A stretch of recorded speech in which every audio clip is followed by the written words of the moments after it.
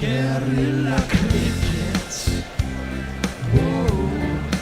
Guerrilla cricket. Whoa. Take charge, man the barricades, patrol the cover boundary. At last the time is come, this is a cricketing emergency. Hear this call to arms for every cricket revolutionary. Take up your bats and stumps for the test match insurgency. At first they tried to silence us, but we would not be silenced. They threatened us with lies, so we threatened them with violence. Che Guevara, Sangakkara, Joseph Stalin, Douglas Jardine, Robespierre, Darrell Hare, Vladimir Lenin, O'Brien Kevin, guerrilla cricket. It's not about the winning, it's about how many rules you break. Even in cricket commentary, this is the best advice to take. Pick guerrilla cricket, it's the finest choice you'll ever make. There's so much more to cricket than red counters and a slice of cake. At first they tried to sanitize us and clean up our act, but people like it filthy, and we know that for a fact. Fidel Castro, Lenny Pasco, Carlos the Jackal, Umar Akmal, Mahatma Gandhi, Grant and Andy, Brendan Behan, Austin Ian, guerrilla cricket. Stick with us, cause you know we're not the kind of thing that you see on the TV and the radio. So vive la revolution. First they tried to buy us, but we would not be bought. Okay, we were, but then we ran away, and we will not be caught. Would not give up the ghost when they left us all for dead. They decapitated us, but we just grew another head. Chairman Mao, Jamie Howe, Ho Chi Minh, Asif Din, Václav Havel, Graham Saville, No Surrender, Percy Fender, Che Guevara, Sangakkara, Joseph Stalin, Douglas Jardine, Robespierre, Darrell Hare, Vladimir Lenin, O'Brien Kevin, guerrilla cricket. Welcome again to Guerrilla Cricket and to Perth Stadium. The magnificent 7 of Pakistan is behind us. The World Cup awaits, and there are still places to play for both these sides. So it is a warm-up, but is any game or series between England and Australia just a friendly? No, it is not. That said, Australia, I beg your pardon, have decided to leave Mitchell Starc, Pat Cummins, Josh Hazlewood, Adam Zampa and Glenn Maxwell back on the East Coast rather than undertake the 4,600-mile round trip to Perth. England have the likes of Ben Stokes and Josh Butler back in contention. Perth, of course, is home to Messi Jez, the man who makes old Father Time look young. But he's popped over the Swan River to be there rather than to watch the feed from Sydenham. So opening for us today, we have who? Well, Suter who. That's who. Hello, Colin. Morning, folks. Good How morning. are we all? And with him, definitely not fourth choice, but it is Fourthy from Melbourne. Good evening from Melbourne. Good evening from Melbourne. Right, team and toss news. Australia have won the toss. And what do you think they have done? Well, they have put England in, and that is not exactly a surprise to anybody. Let's run you through those teams. Those teams will line up as, for Australia, Aaron Finch, David Warner, Mitchell Marsh, Marcus Stoinis, we'll chat about him, Tim David, Cameron Green, Matthew Wade, Daniel Sams, Nathan Ellis, did well in the blast, Kane Richardson and Mitchell Swepson. England, Josh Butler, back, opening and captain. Alex Hales, Dawid Malan, Ben Stokes at 4, Harry Brook, Moeen Ali, Sam Curran, Chris Wokes, Adil Rashid, Mark Wood and Reece Topley. So plenty to talk about there. Come to you first, Forthy. Can we see this as blood and thunder Australia versus England? So is it all just about World Cup tuning?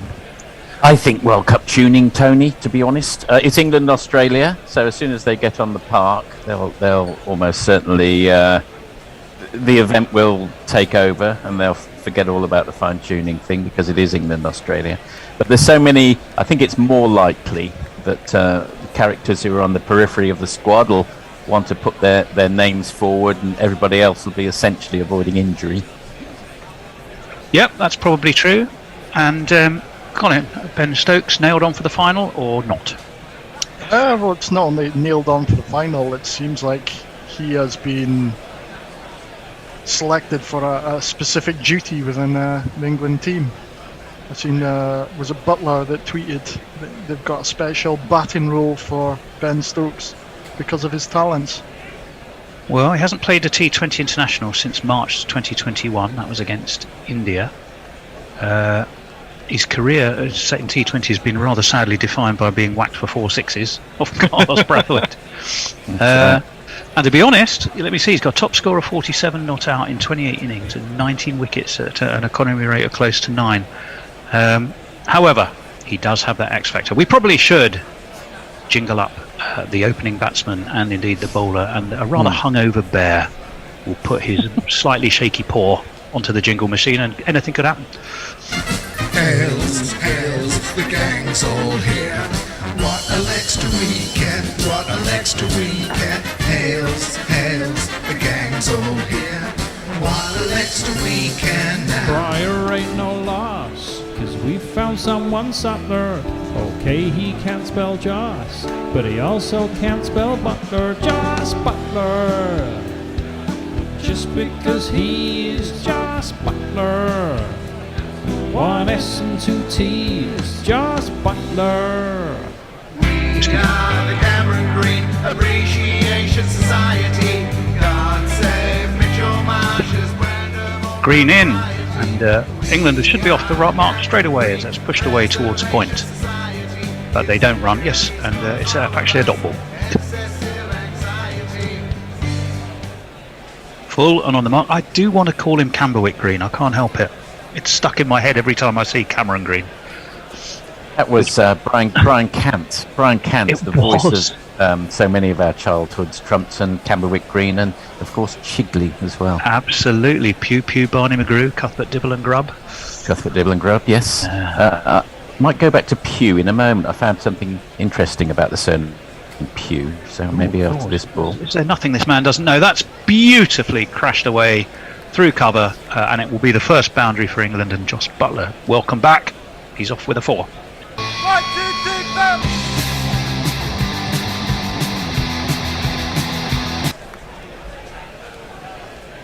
3, 4. Full Colin, guided away. I can't remember who's doing what. Oh, Forthy, you're our expert, aren't you?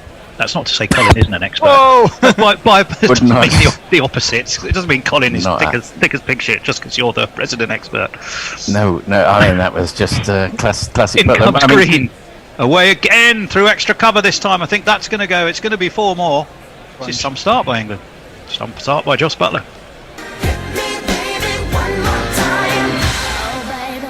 Well, he overpitched the first one. What did you make of that one, Forthy?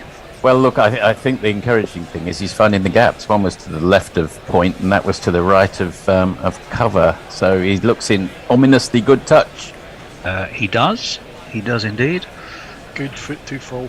And what do you make of Australia's decision to sort of leave behind their gun attack?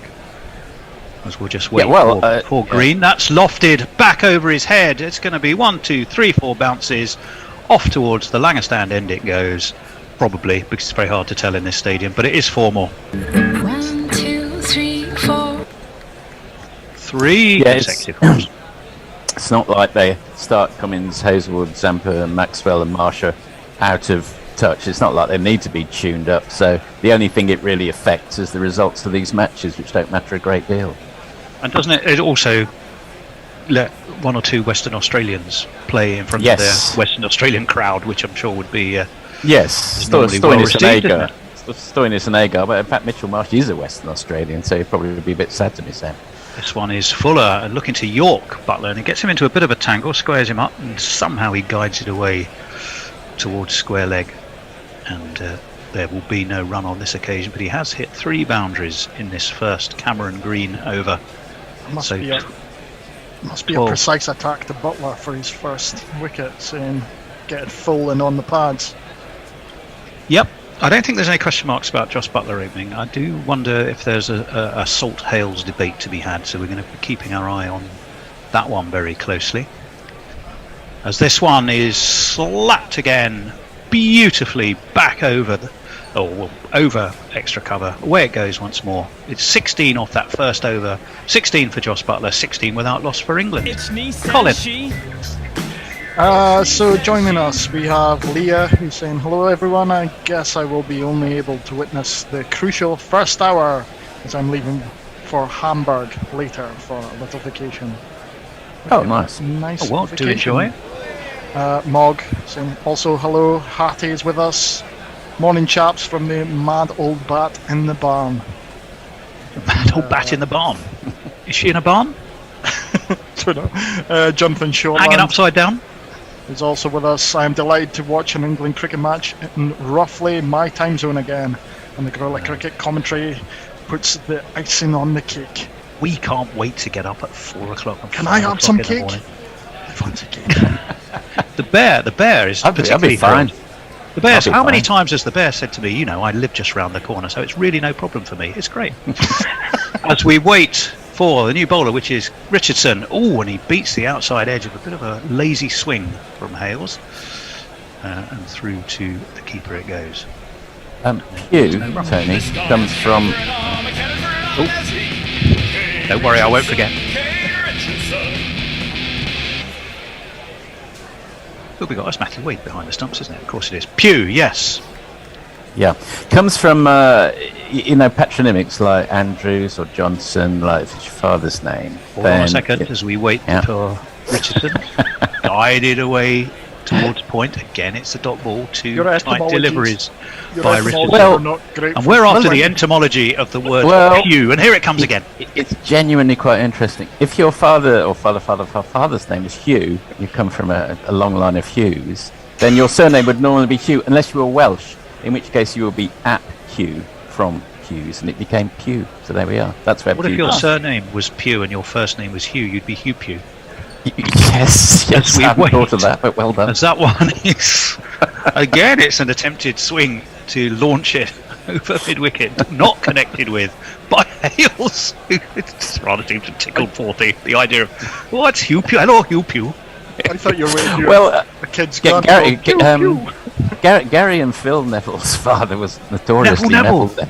Yeah. Who I always want to sing his name to David Bowie. Neville. Okay, yeah. Da, da, da, da, da. Anyway, 16 without loss. Crunching first over from Butler. Hales hasn't really got it off the square yet, although Richardson has proved to be a rather different prospect to Cameron Green. He has this time because he slapped it backward a point. It was a little bit of extra width. He'd been bowling very full, had Richardson not that time. Slightly shorter, slightly wider. Thank you very much, said the prodigal Alex Hales. 4 runs.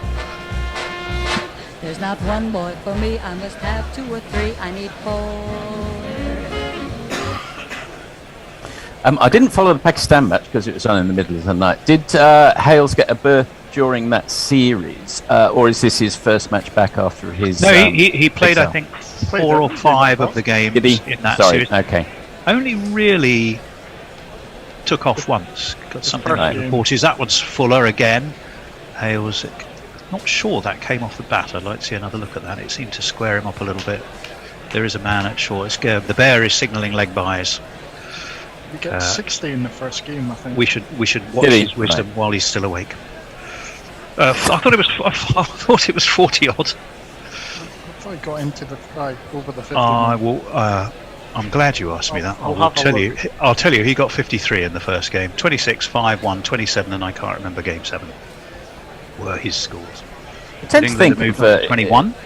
the return of this amazing hard-hitting player, and he is, but his strike rate is actually a little lower than most of the big hitters in this game on either side. It's 136. Well, we wait for Richardson, and that's guided, but there's a ring of 3 backward point, a short third man, and I'm not quite sure what you call the one in between.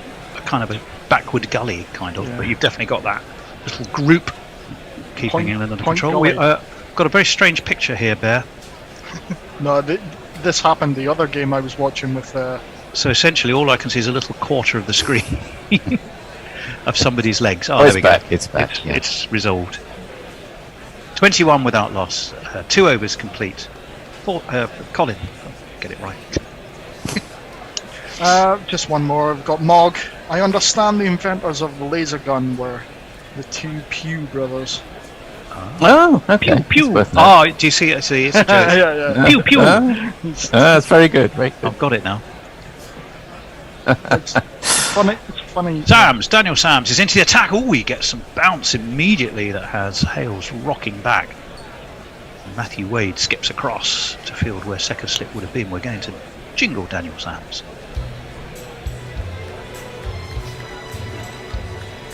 Golden arm. He's Daniel Sams, the man with the sweet left arm. He'll do you harm. He nearly did Hales some harm, and he's beaten the outside edge of a swing by Hales. Matthew Wade throws it up in the air, but not really in any belief that Hales had edged that. Again, there's no. In my head now, I'm rather seeing the Bear in sort of a tuxedo. Oh yeah. With a baton conducting. It was the way I could just see him on a podium at the Royal Albert Hall. The way he was sort of queuing up that jingle was like your first violin, and I'm sort of the oboe. Colin, I would imagine, would be like the kettle drum or something. What the?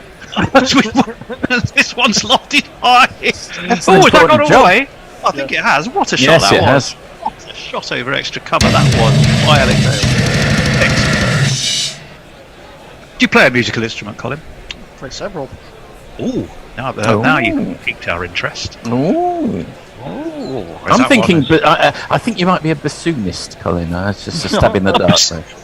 I play guitar. I can play drums. I can play. Oh, so piano. I said the drums. I'd say Sam. Yes, piano. but a little more than the kettle drum. I mean, the whole kit. In again, nicely turned past square leg. They take a single. We bring Joss Butler, who after that explosive first over has been a bit starved of the strike, but he should get a couple of balls now off Daniel Sams. Have you ever been in a band, Colin? Anything you'd like to tell us about? Are you in one now? Not really. No. try to avoid things like that. It's drunk enough as it was when I was younger. I didn't need a band to throw into the mixer there. Have you ever played a Hells Angels bikers rally? I have. I'll tell you, that was an experience. I've done it a couple of times. It's the weirdest thing to ever do. As we wait for Daniel Sams, as that one beats the outside edge of Butler, whose footwork was, well, non-existent. It just moved away enough. Gets a little nod of appreciation from Butler. It was a good ball. And it was a dot ball. Were you in a band yourself then? Or were you doing something? Are you a stand-up comedian or something on the same bill? I mean, how did that work? No, I used to be in a kind of a blues band. A blues And band. I can't remember how or why we got these gigs. One was somewhere under the arches in Leytonstone, the railway arches. I remember that gig. Oh no, we got lots of gigs. I just happen to remember these two very well. This one's pulled away beautifully by Butler, but there's the man now at deep square, and it should get 2. They're going to have to hurry. They do. They get back, and it takes England on to 30 off 3. You can probably work out, if you're not Kwasi Kwarteng, that's 10 and over. Colin, sorry. Yes. Oh, sorry. I just thought you'd assume the floor was yours. I was in another world, I must admit. Mog now shouting at me, "Why the heck aren't you doing jingles, Colin?" Yeah. Well, there you are. You got a spanner as well. I mean, you're a spanner man as well as. We've just opened up that Commentator. floodgates, and that's only Twitter. I think a lot of people are still in bed, or either that recovering from the F1. Well, in which Morning case, as well. very quickly, can I just come in and say we've had 2 cases of re-bracketing this morning, because Pew is a case of re-bracketing, and Hamburg to hamburger is a case of re-bracketing, because people think it's ham plus burger, where in fact it's Hamburg plus and then it became chicken burger and so forth. So there's a real misunderstanding of the origins of hamburger. Oh, right. Re-bracketing. Nathan Ellis comes into the attack, and he's nudged away by Hales towards square leg, and there is a single taken. Now, hasn't Nathan Ellis been doing rather well in the tournament that shall not speak its name? It's in London, I think he was playing for. He was playing for London Spirit, and did rather I think well. that must have got him a gig, because there's nothing to write home about on his. Where's only played He's 4. only young. 20, 7 isn't he? Well, wickets. he's 28. Is that He's young? 20, only young. He's 28. He's just a What am I lad. thinking of? He's also Here the comes. second year. Right arm over. Hurries Butler, who plays him off his hip. Once again away towards umpire. I think that's umpire Cock at square leg. I was really hoping we'd have David Willey bowling and umpire Cock behind the stumps, but sadly that one's not to be. It may happen later in the tournament. He did play for the London Spirit, Nathan Ellis, not umpire Cock. He took 7 wickets in 9 games and had a best of 3 for 28, which he got at the Oval against the Oval Beatables. None. Funnily enough, there are only 6 players in the entire match on both sides who are under 30. Again turned off his legs away towards deep square. And once more, 1 more to the total. England move on to 33. A more sedate over. They got off to that explosive start. Yeah, very much so. You tend to think of, I don't know, maybe the T20 as a slightly younger man's game, perhaps, because the requirements from it, but it seems to be the reverse, if anything. Yeah. I think Darren Stevens might beg to differ, but generally speaking, I take your point. Ellis again. Oh, that sat up. Very sort of slow, gentle, slower bouncer, really. And it's pulled to backward square. England get another single. Butler moves on to 20. Hales comes back on to strike. England move on to 34. I'd definitely say it's a case for bowlers, because bowlers, you have to take time to learn those variations and that what kind of idiosyncrasies you have to have. Yes, that's exactly right. Now, I've just noticed on our Zoom feed that Messi Jazz is nestled in his usual spot in the corner there. So he must be listening from the stadium, I would think. As this one's pulled high! Bounces, though, bounces well short of deep mid-wicket and will just get a single. I'm not sure that was connected with by Hales in the way he would have wanted, but it does move England on to 35. Hales tucks his bat under his arm. Would have been a 6 in Pakistan. It was a pretty ugly looking shot, actually. A massive It was a hoik, swipe, wasn't which he barely connected with, which was just as well, or it could easily have gone straight down the throat with an Hoiky empty. swipe. This is 5 singles in a row on this over. In Australia comes pulling it back. Ellis. That one was a real golf swing, and I think, has he got it? No, he hasn't. Yes, he has. No, he hasn't. It looked like an edge. It wasn't. It just beat the outside edge, and it goes through to Wade. Means there's 5 off the over. It's 35 without loss for England, or none for 35, as all the scorecards switch round as we're upside down in Australia. Colin. Lee has piqued your interest there, Forthy, with the with the words, and has moved on from it, saying the German name for the bassoon is faggot.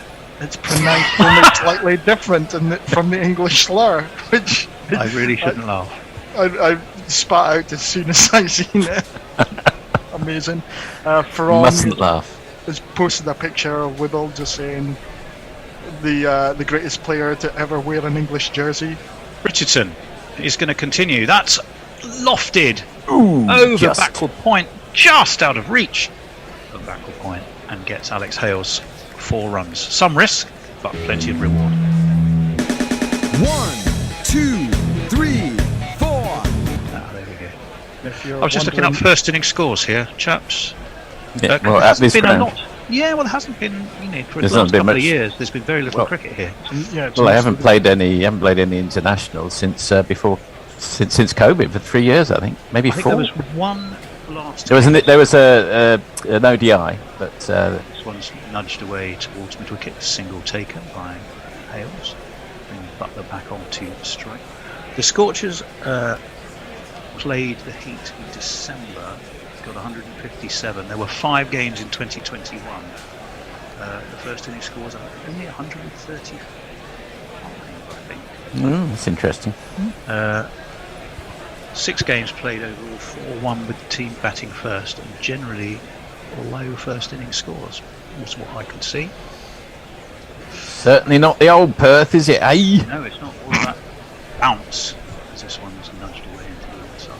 Take a gentle single, move on to 40. Still a decent power play for England, though it's slowed down a wee bit, 40. It has. I was going to say, the crowd atmosphere and everything feels like when West Ham moved from the old Upton Park to their new ground. I'm sure for very good reasons, etc., but they took quite a lot of the atmosphere with them.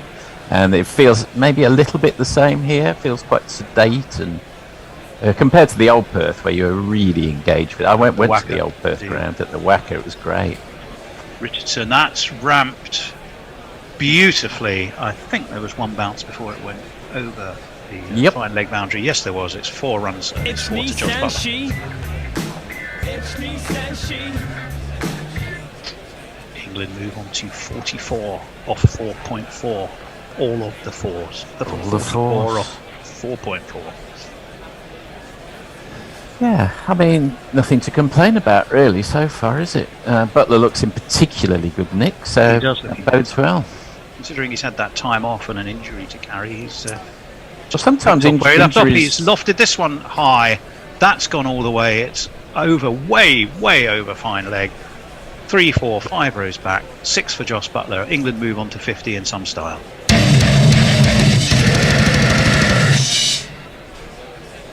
What's really good, Ian, is 40. Yes. Oh, I quite like it when you do. It's quite nice. Oh, well, Ian, like tell you're in trouble. He's using his feet rather well, Ian.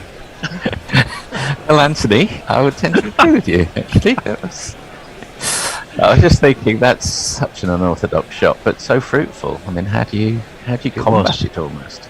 That one is a more conventional swipe and is fielded at mid-on. Green it is who does the fielding, our old friend Camberwick. It means after 5 overs, England are on 50. That will be 10 and over.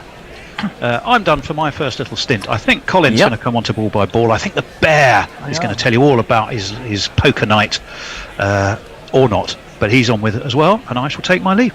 Yeah. Morning, Carl. Morning, Brian. How are we all? Turn your picture off, Tone. Yep. Hello. Here I am. Brian. Good day, everybody. What time is it over there? Must be bloody early for you.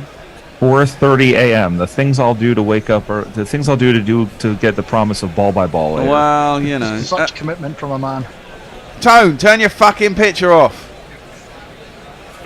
He's a useless In comes Ellis, and it's backward of the length and cut through the backward point fielder for one of these. Oh, sorry. Yeah, I was up until I didn't get home till about 3 in the morning.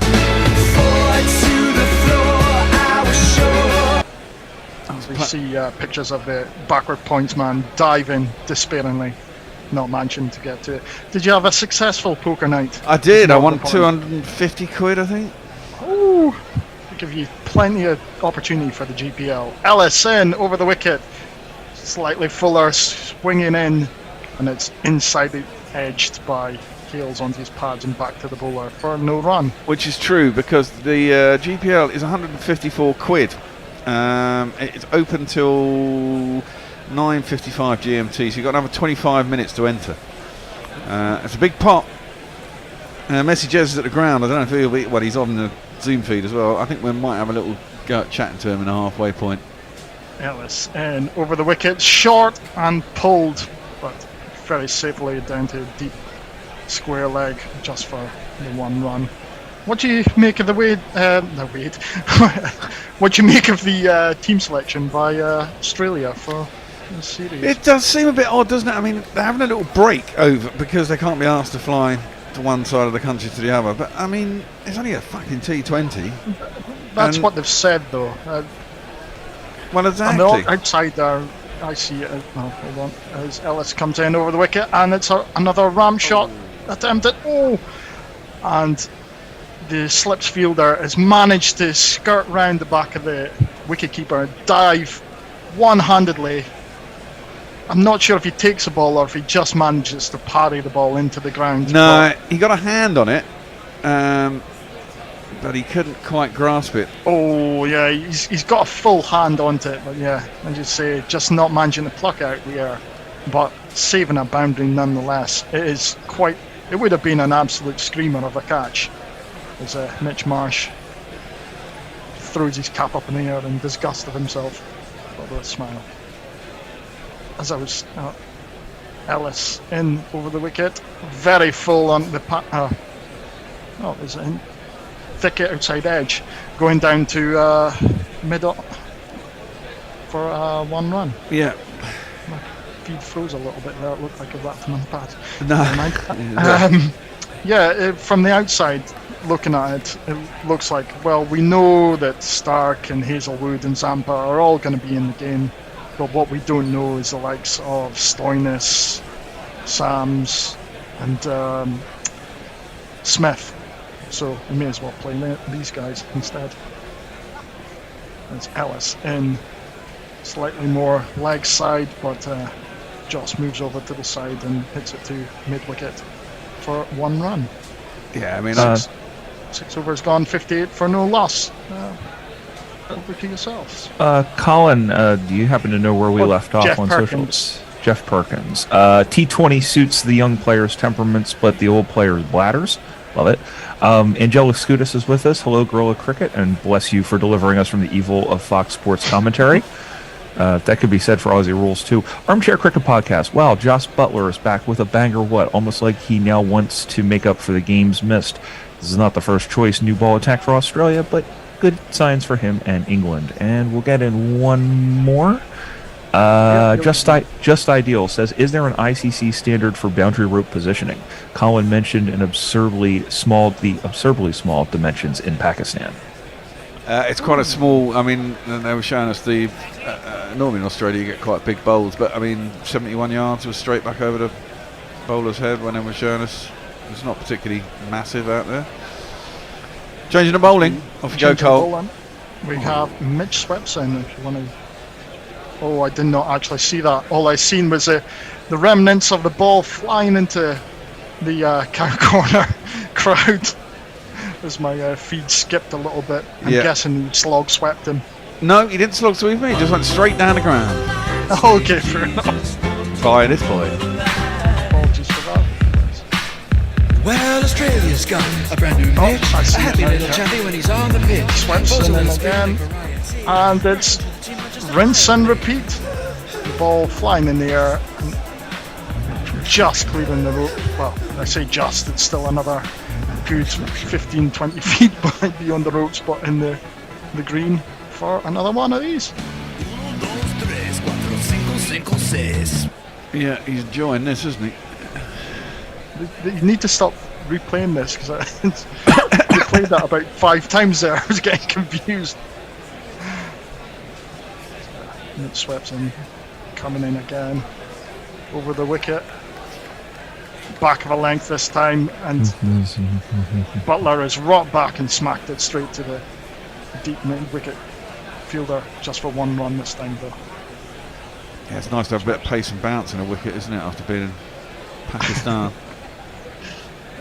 Butler's certainly liking it. 45 from 21. Swepson then slightly back of a length again, another leggy, but this time only finding the short cover fielder Adam Finch for no runs. Adam Finch being in the side before the series, who would have said question marks, but playing well. Swepson down leg side, but not finding anything else. Yeah, apparently he's doing all right in the T20s, isn't he? But he's getting on a bit. Is it Aaron Finch? They can't find a position for him because they want Cam Green opening now. So he's been in at 5, in at 4. Swepson short pitch bowling. Hales slaps it down, but only to the deep long on fielder for Cam Green himself for 1 run. And that's 72 for no wicket after 7 overs. Brian. Let's see. We have Leia. Good morning, Leia. Bears poker night seems to have gone well, as he obviously took the clothes off some other guy. And Hattie the Mad Old Batty saying, I went to Bulldog Bash Rally many years ago, Tony. Much beer consumed and headbanging. We are caught up on Twitter. If you give me, in the next stint, I'll give you some YouTube. And Bear, don't feel too bad. I went to bed about 4 hours ago. I wasn't expecting, I would have gone to bed earlier, but I wasn't expecting the Phillies to have a chance to advance in the playoffs, and they did. So, Teams. What was that in? By Major League Baseball. Oh, okay, baseball. As we have another change of the bowler. Oh, crikey. The power lifter himself, Yeah. Marcus Stoinis. Gets himself injured a lot, this boy, doesn't he? All the side wants is a Marcus Stoinis. He's the solution, and all the side wants is a Marcus Stoinis. Yeah. Stoinis in over the wicket, and it's wide and shortish, and it's just been helped over, or cut over the top of the point and gully fielders for 4 runs. Ooh, it's a generous loosener for them. If it weren't for cutting it, it might have been close to actual hitting the wides mark. As we see where it hits Hales roughly in the right corner of his bat. Oh dear, oh dear. Stoinis. And again, this time short, but straight up in the air. Where's that gone? Oh, it's gone all the way for 6. It looked like it was a top edge going straight up in the Yeah. air, but no. It's gone all the way over the keeper and all the way over the boundary. I got deceived by Matthew Wade, who looked directly upwards rather than behind him.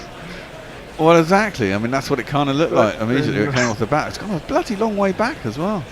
Yeah, as it clears, it would have cleared the side screen as well, so that's a deep 6 and a hell of a top edge to get. Stoinis can't do any right for wrong.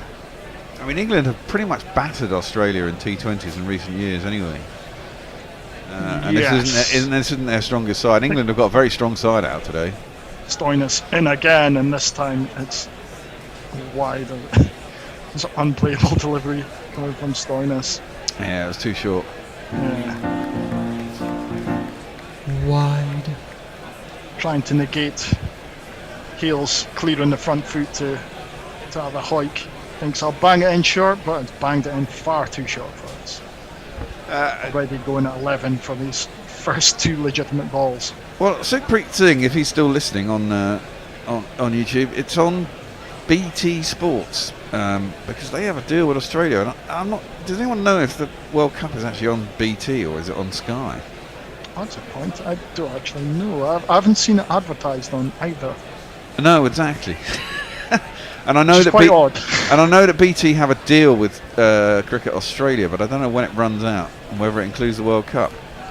Stoinis comes in slightly more foolish, and it's been slapped back over his head by Alex Hales for another big one of these.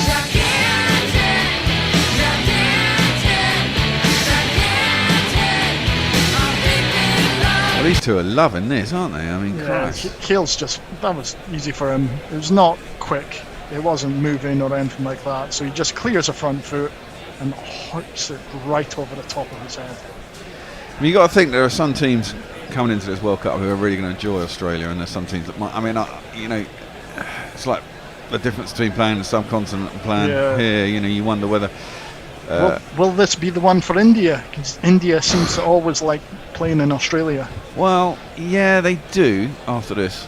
And Stoinis in, and it's short and wide of the off stump, and it's cut down to deep point for for 2 runs. Hales running quickly to get back for the second. Yeah,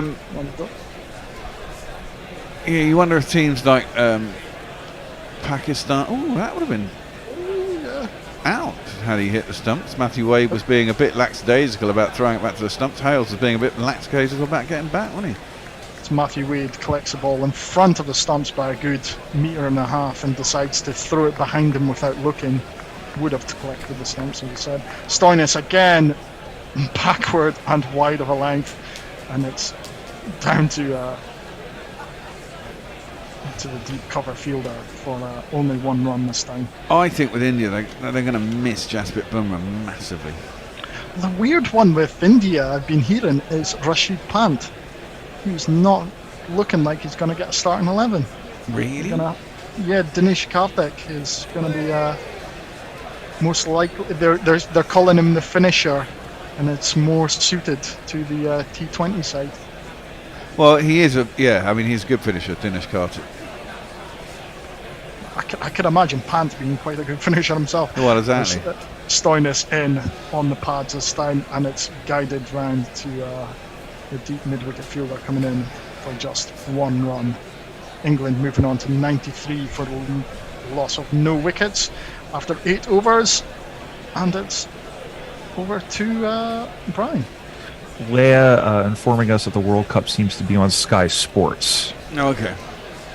Whether or not that's confirmed, but I see no reason not to trust her. Let's head over to YouTube. I'm going to reread everything, so I apologize if I'm repeating anything. Rich Turner Music is with us, saying good morning. Fancies England 2-1 against an understrength Australia. It will be competitive if ultimately inconsequential series. Andrew Wright says Wibble. Don Diego de Silly Pants saying England lineup very strong, and Pokey Bumfinger saying morning. They're twatting this hard. Yep, that they are. And coming back onto bowl is the opener of all forms, where Cam Green not only is opening the band, decided to open the bowling today, but went for an expensive 16 for his first over. Butler currently sitting on 46 off of 22, and Hales 45 off of 26. Run rate 11.6. Yep, and something needs to change here, or this is going to go big into the 200s. Green coming in over the wicket, and my feed just skipped a good bit there. It was twatted down to long on for a single. Twatted down to long on for one run. See, I wonder with India. I mean, look, fucking Rohit Sharma's well out of form, but he's skipper, so he's going to play. KL Rahul is a good opener, but he's quite a slow starter. And look, Cody scored a ton recently. Presumably he's in the side as well, but he's not in a great deal of form. I'm not sure India are going to be... I mean, everyone says India should win this. I don't think they will. They're not my favourites for this. Green in, and this another full ball, about a foot offside off stump, and Hales awkwardly tries to...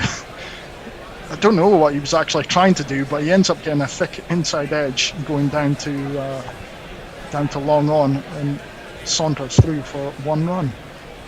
That was a bit more of a near gimme shot there that he seemed to get perplexed by. Green coming in over the wicket. This time a short ball as Butler tries to ramp it. Wadey goes for an appeal, but the bowler doesn't seem too interested. Finch is trying to rally his troops, saying, "What am I doing here, lads? Come on. Am I going for it? Am I not?" I wouldn't go for it. It didn't look. But I think edgy. He caught it. I don't think he edged it. Yeah, exactly. Wade's the only one who thinks he did. Just still looking at. Well, the time has run out, so you can't fucking review now. Yeah, can't see it for our banners.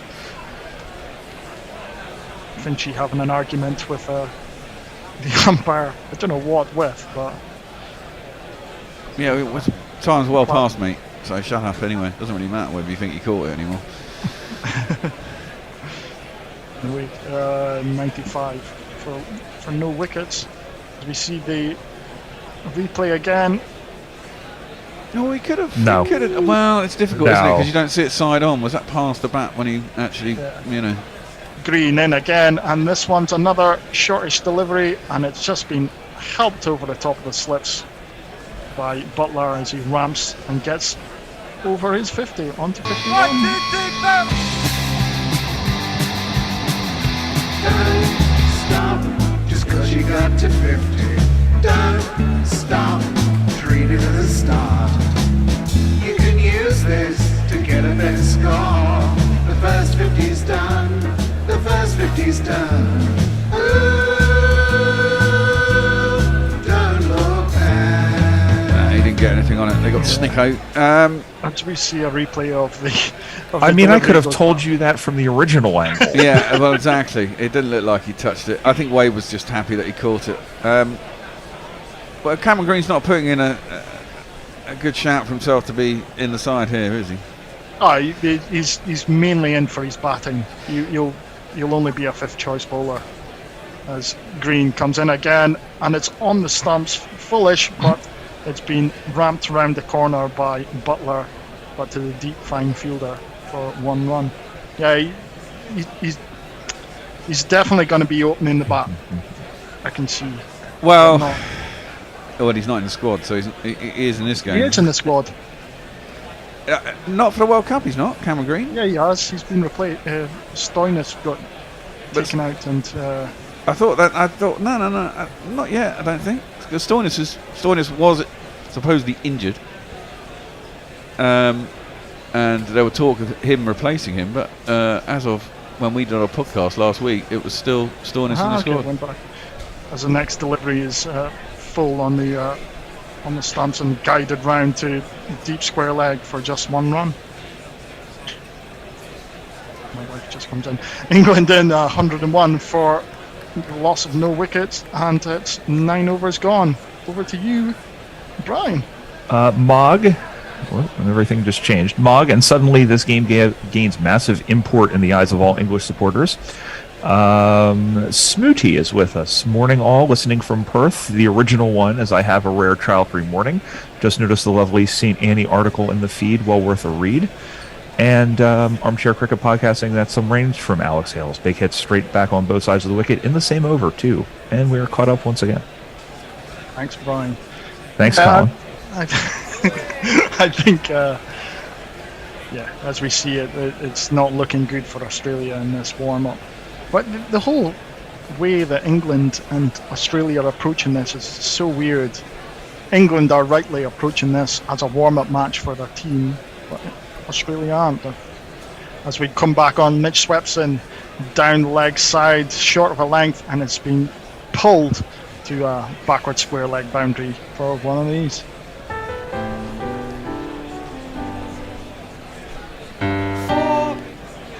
It's 50, and you know that can't be bad.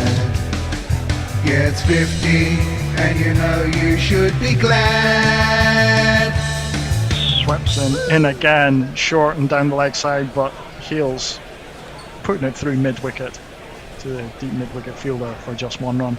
Well, I was going to say, I mean, the thing is, we've been to Pakistan where the wickets are completely different for the World Cup, so England had to treat this, I think, more as an actual, plus we don't have the option to just have players knocking about, do we? Yeah, it's a good point. Yeah, just recycling just because.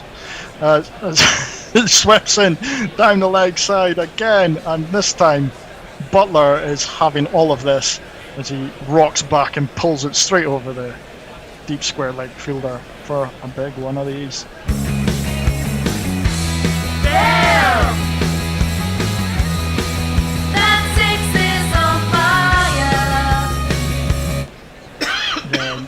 Butler is seeing it big now, and he's just going for it for any ball. Yeah. And unlike the UAE, I think there will be opportunities to win it if you are batting first rather than always having to chase. There won't be any due issues. There may be some issues with rain. It's very early in Australia. I mean, Sydney. Did you see Sydney? They had pictures from a Sydney cricket ground on the news, I think, Friday morning. It was literally about 3 inches underwater. They've been having a lot of rain and flooding issues in the east part of the country. I have friends out there, and it's been affecting, it was affecting their cricket at the end of the football season too. Swepson in, short and wide of the off stump, helped down all the way to deep, long off, just for 1 run. Yeah, I've got family over in northern Sydney, and the DY and places like that have been heavily affected by rain. Swepson coming in over the wicket again, and this time on a good length. Cut forward of the pitch, down to Richardson, who's coming in off the deep long off again for only 1 run. You have 5 minutes left, 4 minutes left now for the GPL. It started at 154 quid this morning. Have we had any entries? Let me have a little look. No. Sweeps in, and this time very short, and Butler rocks back and manages to dissect round the side of the deep long on fielder for 4 runs. That's because Messi's at the ground. Yeah, well, yes. Well, there's not many people at the ground. I mean, it's a big stadium with a lot of capacity, and it's not particularly full. It's time for a change. Forthy's going to do some ball by ball. Oh, fucking hell. Tone's put me on bloody... Not only am I having to get up hungover in a Sunday morning after playing poker all night, I've got to do bloody social now. Jesus. Well, I'll tell you that my Yank is next, Bear. Okay. Jason's going to join us, and Forthy's going to take you through some ball by ball. I am indeed, yes. Now, just my apologies, gentlemen, although there might be a silver lining in it for you. My feed is about 10 seconds behind, so I think I might go off it if you don't mind, because the extremely jerky coverage through the feed, it will make it a lot easier if I do. If that's all right, it'll give you 10 seconds to think of something, really, really clever to say. See, that's kind of weird, isn't it? You're in Australia and it's 10 seconds behind what we're getting here in England. Can you turn your picture off, Carl? I'm going to need more than 10 seconds. I was just waiting to say, I'll let you stay on if you went off there for a little break. Yeah, do you mind? I'm going to go make myself a cup of coffee. Yeah, I'll easy stay on. Alright, cool. Okie doke. That's nice. Thank you very much, Carl. You're welcome. Treating me like a gentleman. That's a hungover person. Yes. That's the collegiate spirit of guerrilla cricket. Hello, is that Jason there? Yes, hello, Jason. Hi. How are you seeing it so far, Jace? I'm seeing it as being a bit of a carnage at the moment. I hoped that the Australian spinners would pull it back a bit, because it looks like an absolute road for fast bowlers. And unfortunately, Mitchell Swepson's issued bowling absolute pies. I'm hoping Bear, when he comes back, will find a filth jingle, because he's, of the 12 balls I've seen, I think 8 have been pulled down. Absolutely dreadful performance. If anyone could bowl themselves out of a World Cup squad, he's doing it at the moment. They're either short wide or short down leg side. They're just dross. Absolute shockers. I mean, anyone would line themselves up. A village player would line himself up with some of that, don't you think? In fairness, he's not going to get in the team anyway, because Zampa's going to be playing instead of him. Yeah, that said, Cam Green hasn't exactly bowled much better, to be fair. He'll be 5th choice bowler, because there'll be the likes of Stark, Hazelwood, Zampa, that'll all be bowling ahead of him. And England have ghosted to 100 without really having to work very hard for it. Yeah. No, indeed, there's no demons in the pitch. There were 3. The first 3 balls Hales faced, he looked a little out of touch, but since then, all systems go. Well, there we are. I assume we're taking drinks for the want of any other information. They must be exhausted after bowling and batting for 10 overs. Even in junior cricket, you managed to go a little longer than this before you need a drinks break. But there it is. Are we back? No, we're not back. Is that okay? So again, apologies. As I say, you'll have plenty of time to think of something really insightful, because you'll have 10 seconds to do so. Because I'm going to go off the... If it gets too distracting, I'll try and do it off the feed, but the feed is super jerky. So it looks like we're back with Sams. Daniel Sams coming in to start off his second over. He's just went for 9. His first over. Comes in round the wicket to bowl to Hales, who top edges it, but of course it's gone for 4 of these. Is there anyone in the studio to do it? Nope, there isn't. Anyone want to sub in? 3, 4. That's the one, Colin. Beautifully done. Yeah. Yeah. When it's your lucky day, it's your lucky day, and Hales is making full advantage now. He is, yes. Might reopen the debate on whether he should have been away for so long after the next ball, which is Sams coming in, as I say, round the wicket. Hales 53 off 31, bristling with intent. It's a slower ball, and Hales is done by it, and it just trickles through on the second bounce. Through to Matthew Wade. So Jace, what do you reckon? Do you think he's served too long a penalty away, Alex Hales? I think this is the best surface for him in the best country for him. He likes to stand up and hit it powerfully off the front foot and the back foot on the pitch that's coming through, and he's obviously made for Australian cricket. And he gets an inside edge there, and everything's going his way. That's also dissected the man at 45 on the leg side. The keeper's gone for 4, and I think we're back with that. 1, 2, 3, 4. Yeah, he can't do anything wrong at the minute. Or he'll find So, out. yeah, that's probably true. Yeah. Well, he can do something wrong, to be fair. I mean, he can't catch at the moment. I mean, the Tour of Pakistan proved that. Sam's in again, round the wicket. And that's well bowled. Well bowled. He outthought him there. Hales took 2 steps back, but he bowled it just inside the return crease. Wasn't too wide on the off stump, so he outthought Hales for that one. 1 to the bowler. I think he's got a 25% rate in catching at the moment since his return, which is not good enough. That's very strange, isn't it? How a player can. Don't know. Do you get the yips like you do in golf and can't putt? Not sure. In comes Sams, really quite wide, and slotted that through. But there's a man down at third man. Steve Smith down there for a moment. Not sure who it was. Through to Wade just for a single. I remember I had the bowling yips for a little while. Yeah, that's really weird when you get the bowling yips. But to be fair, I mean, even someone as great as Kevin Peterson was a pretty poor fielder a lot of the time. I remember the 05 series. He spilt everything, didn't he? He didn't get a catch till about the 5th test. That was odd. Okay, Sam's in for the last ball of the over. Number 95, not sure how he came by that number.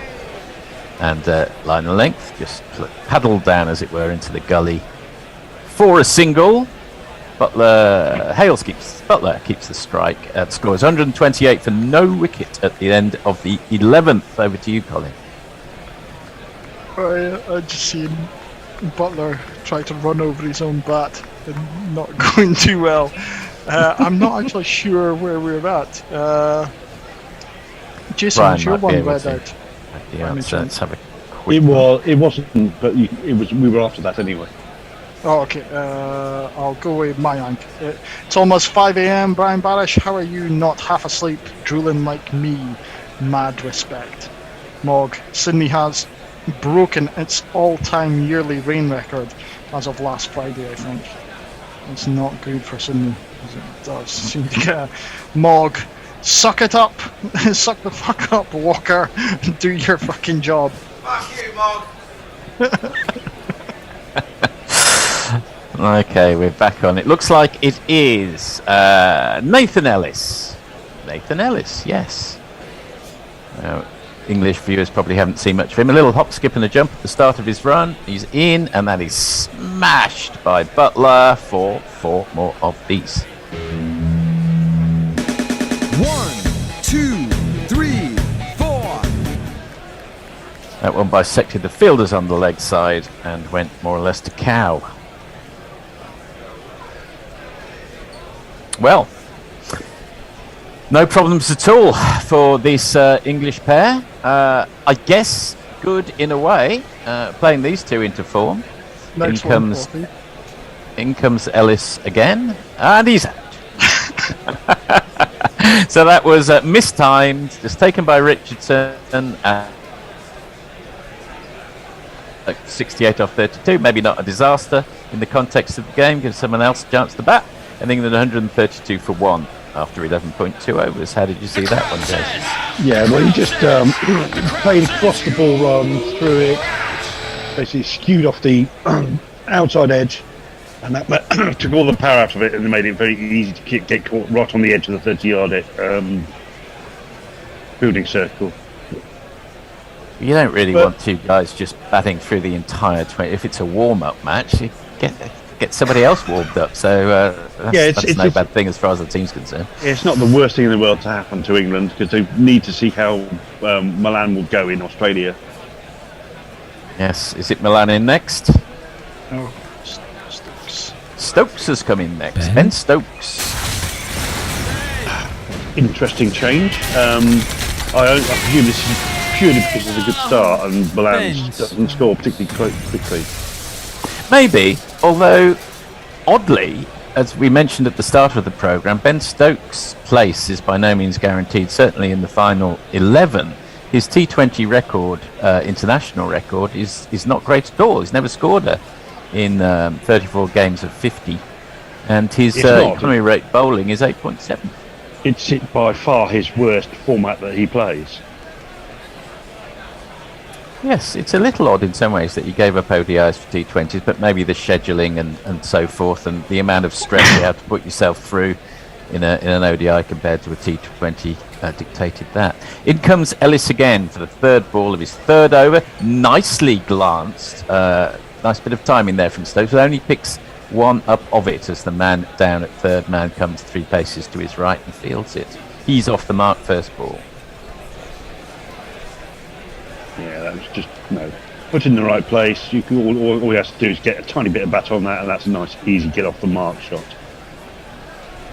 Gives him a chance to get up the other end. Assess the state of the game, pace of the pitch with a man who's very much in form and in nick at the other end. Hales 62 of 36, way above his normal strike rate, which actually, as I say, is only 136 in international T20s. So he's overperforming at the minute. Nathan Ellis in.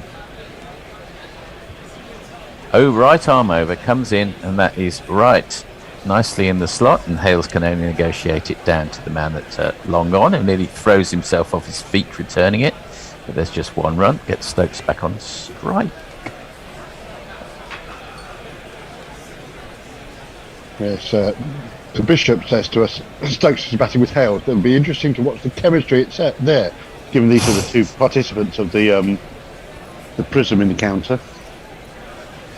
Oh yes, of course. Yes, Shades of Bristol from 4 or 5 years ago, of course. Stokes, the left-handed Stokes, shapes up. Can't do much with that, and just in the way that Butler would probably have found a way to find the gap, he just plays it straight out to the man at mid-wicket, who is Steve Smith.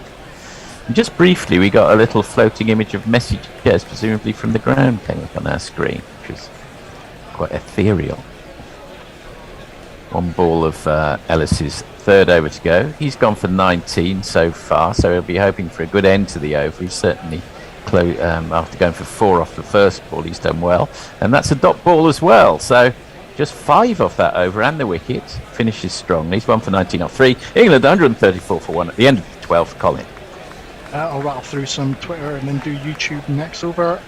Angelic Scutus, reusable tweet. I mean, Fox Sports output is utterly god awful. Thanks for Guerrilla Cricket. Mog. Also, I didn't realise Hales looked like such a type rat. I don't know. I can't think of what that is. Just Ideal, Sydney, wettest year on record, 3 months left. Brian Barish, the things I'll do to promise of, ball. Stuart Currell. Storness had 43 Stableford points last Saturday, but missed the Windies series injured. Mog, all the love for you, Bear, after being told off. And Woy Pong, fourthy, you dick, takes Butler's wicket. Yes, thank you for that. Generosity of spirit. Cameron Green is coming back into the attack. He went for 24 off his first 2 overs and did not bowl at all well. Butler in particular took a liking to him. And on this occasion he's bowling to Hales, and that's full and just a foot outside the off stump, and Hales misses it entirely, so it's a better start from him.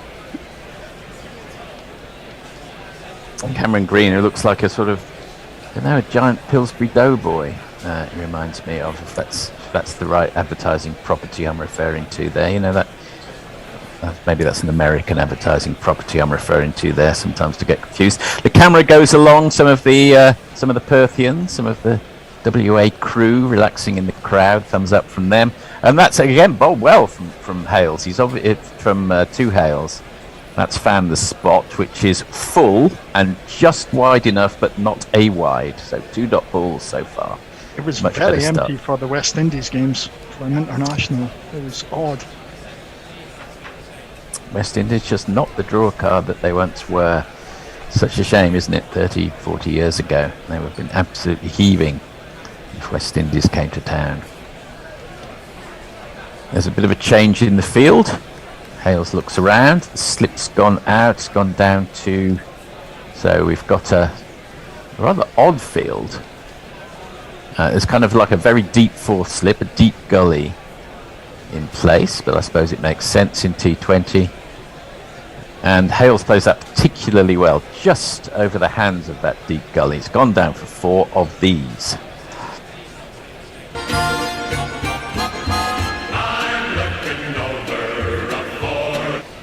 It's a beautifully manufactured shot. I mean, he knew the fielder was there. He just played it just over the top of his head. So that was nicely done. Very nicely done. He's really played that shot very well. I think he's played that 3 or 4 times today, and he's really feels very confident with that one. And it takes one of the balls out of the bowler's armoury as well, of course. That's the slower ball, and it's called a wide. So it's a little unfortunate because Green did outthink Hales, but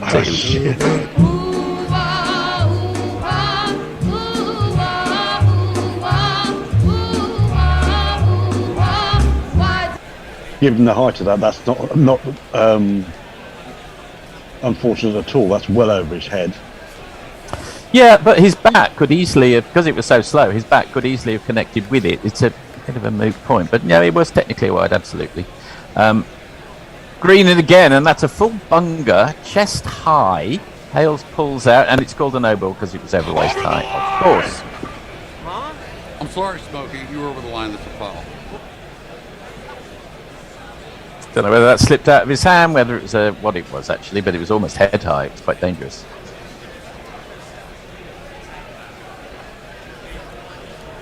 Yeah, Hales really had to jerk his head out of the way of that one. Whether he apologised, as is customary, to the batsman for it, or whether it was a deliberate ball just a little too high.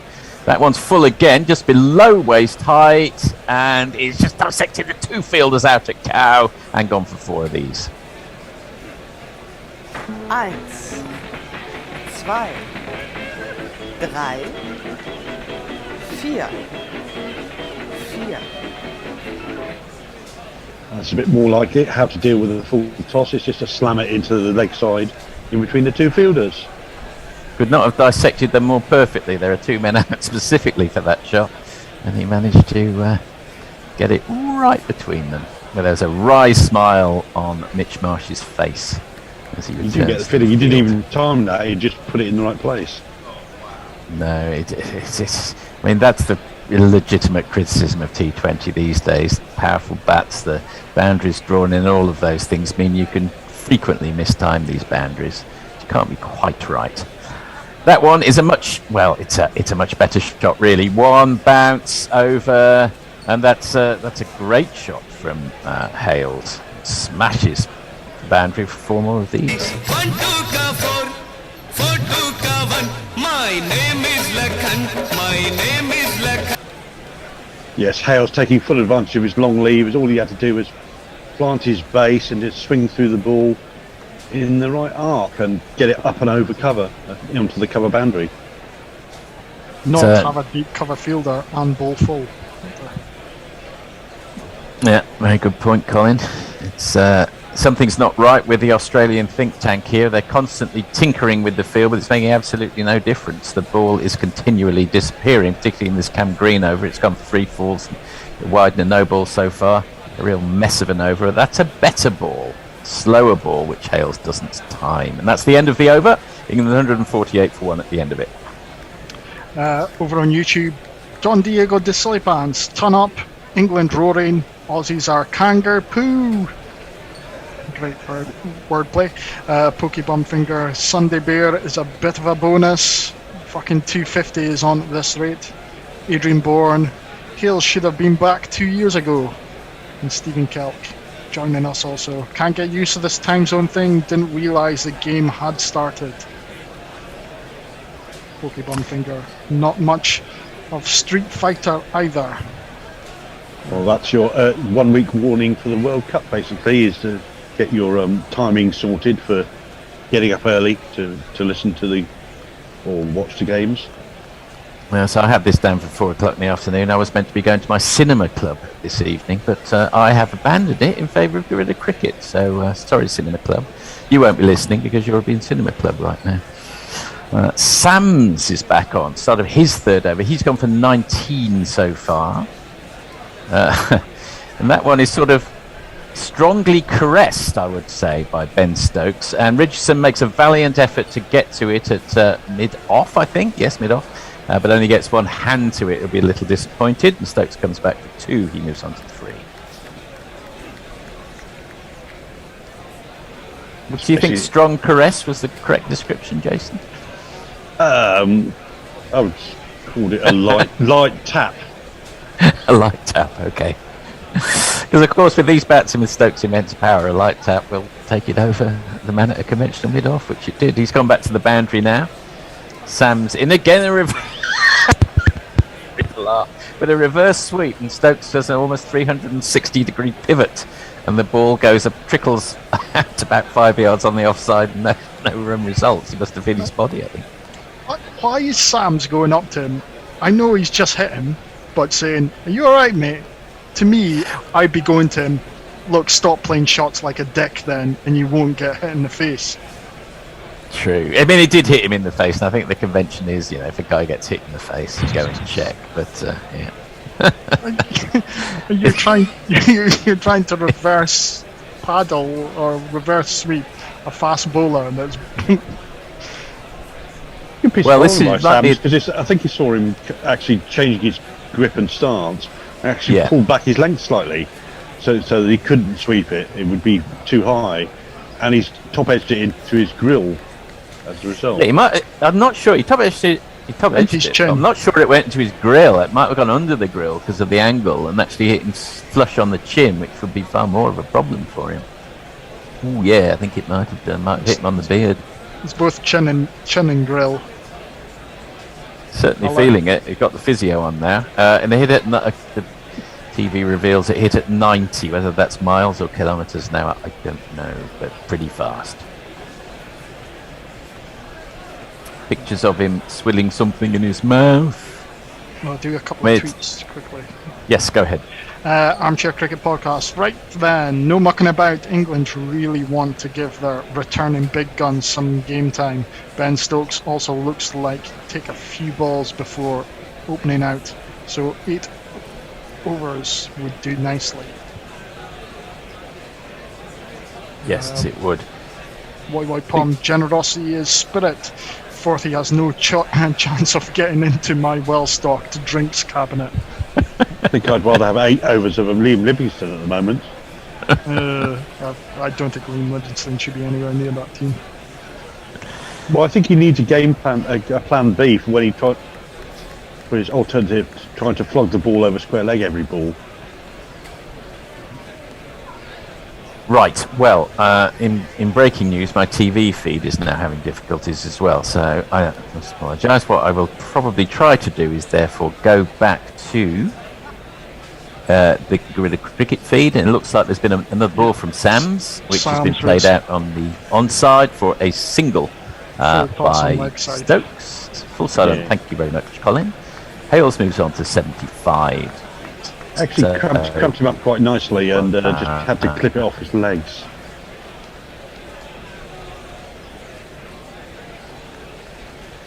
And the predict viz, there will have to be vizzes now. Suggests that England are going to score 228. Yeah, what is with the viz?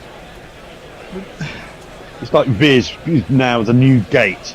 Yeah, but I'm sure it's now short for vision, but there's no Z in vision, so it's weird.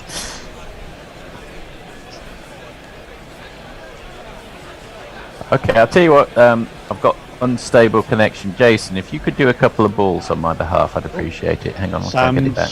It's coming in, bowled, and that's lifted over mid-off. 1-2 bounces, and that's over the boundary for one of these. There's not one ball for me, I must have 2 or 3. I need 4. That's another great example of what I was mentioning earlier in Hales just standing tall, getting a firm base and just playing through the ball with his hands, and his long lever taking the ball wherever it needs to go to score the runs. Lovely shot. Sams is in again. Very nice. Now he's flogged that over deep, long on. One bounce is a magnificent attempt to stop the ball on the boundary, but he's unsuccessful, and that goes over the boundary for another boundary.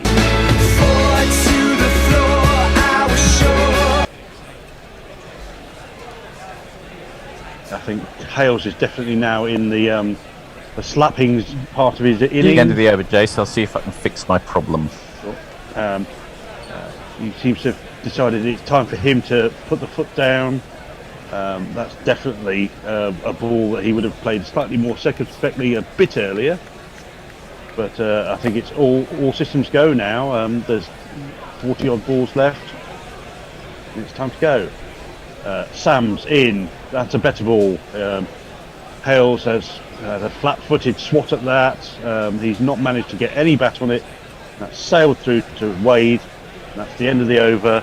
England 159 for 1 off 14 overs. Colin.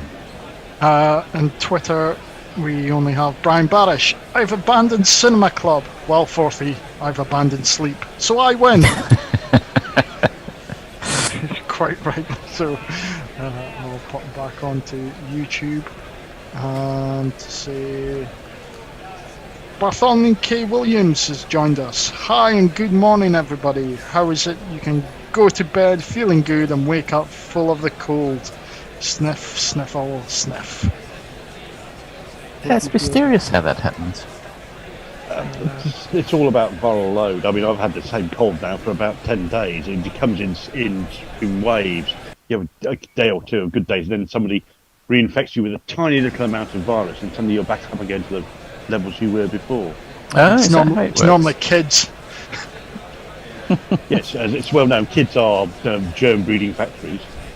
Stoinis in for his start of his second over. He went for 21 the first, and rather ungainly shot. Sort of manoeuvres it to the offside Stokes just for a single to the man in the covers.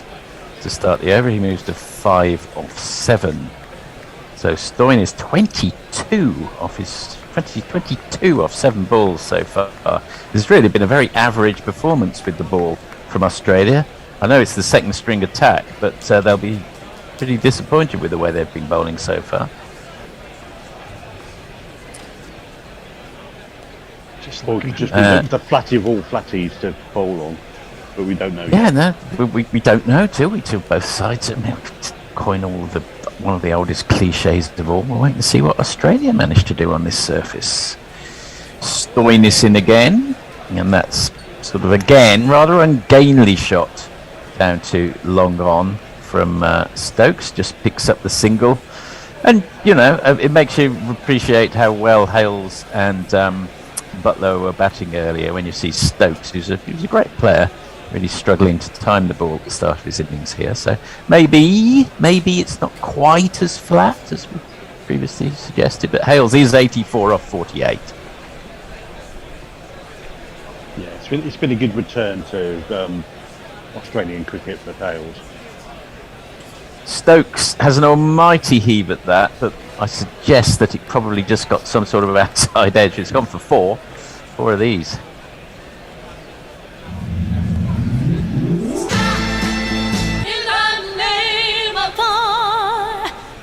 Stokes clears his front leg, but doesn't quite manage to get hold of it, and he's again playing across the ball, and that's just skewed off the edge. Fortunately, just past the short-haired man. And with that ball, Hales on this occasion, I think, has just stabbed it down to the man at long on, and he's content just to take the single.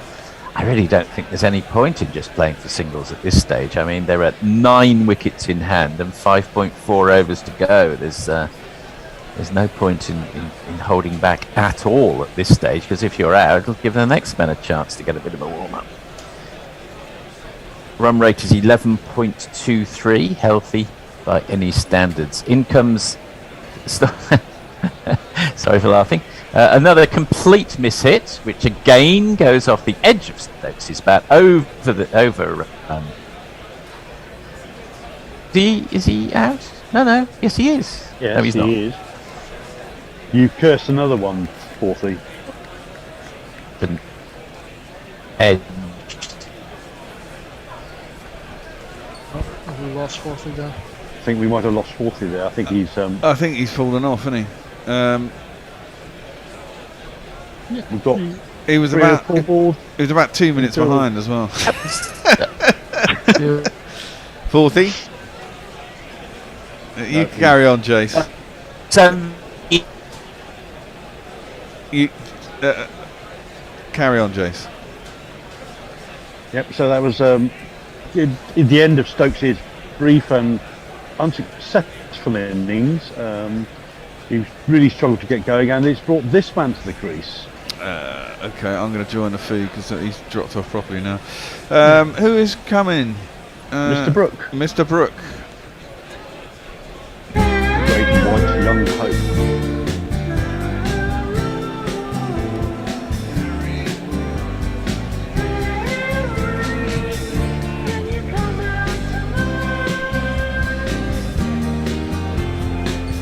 And he's off the mark straight away by knocking it down and scampering for a quick single. Well, the Stokes experiment at number 3 was pretty shit, wasn't it? Let's be honest. It was. He looked pretty god awful, didn't he? He did. He looked completely out of form. Oh, you're back, Fourthy.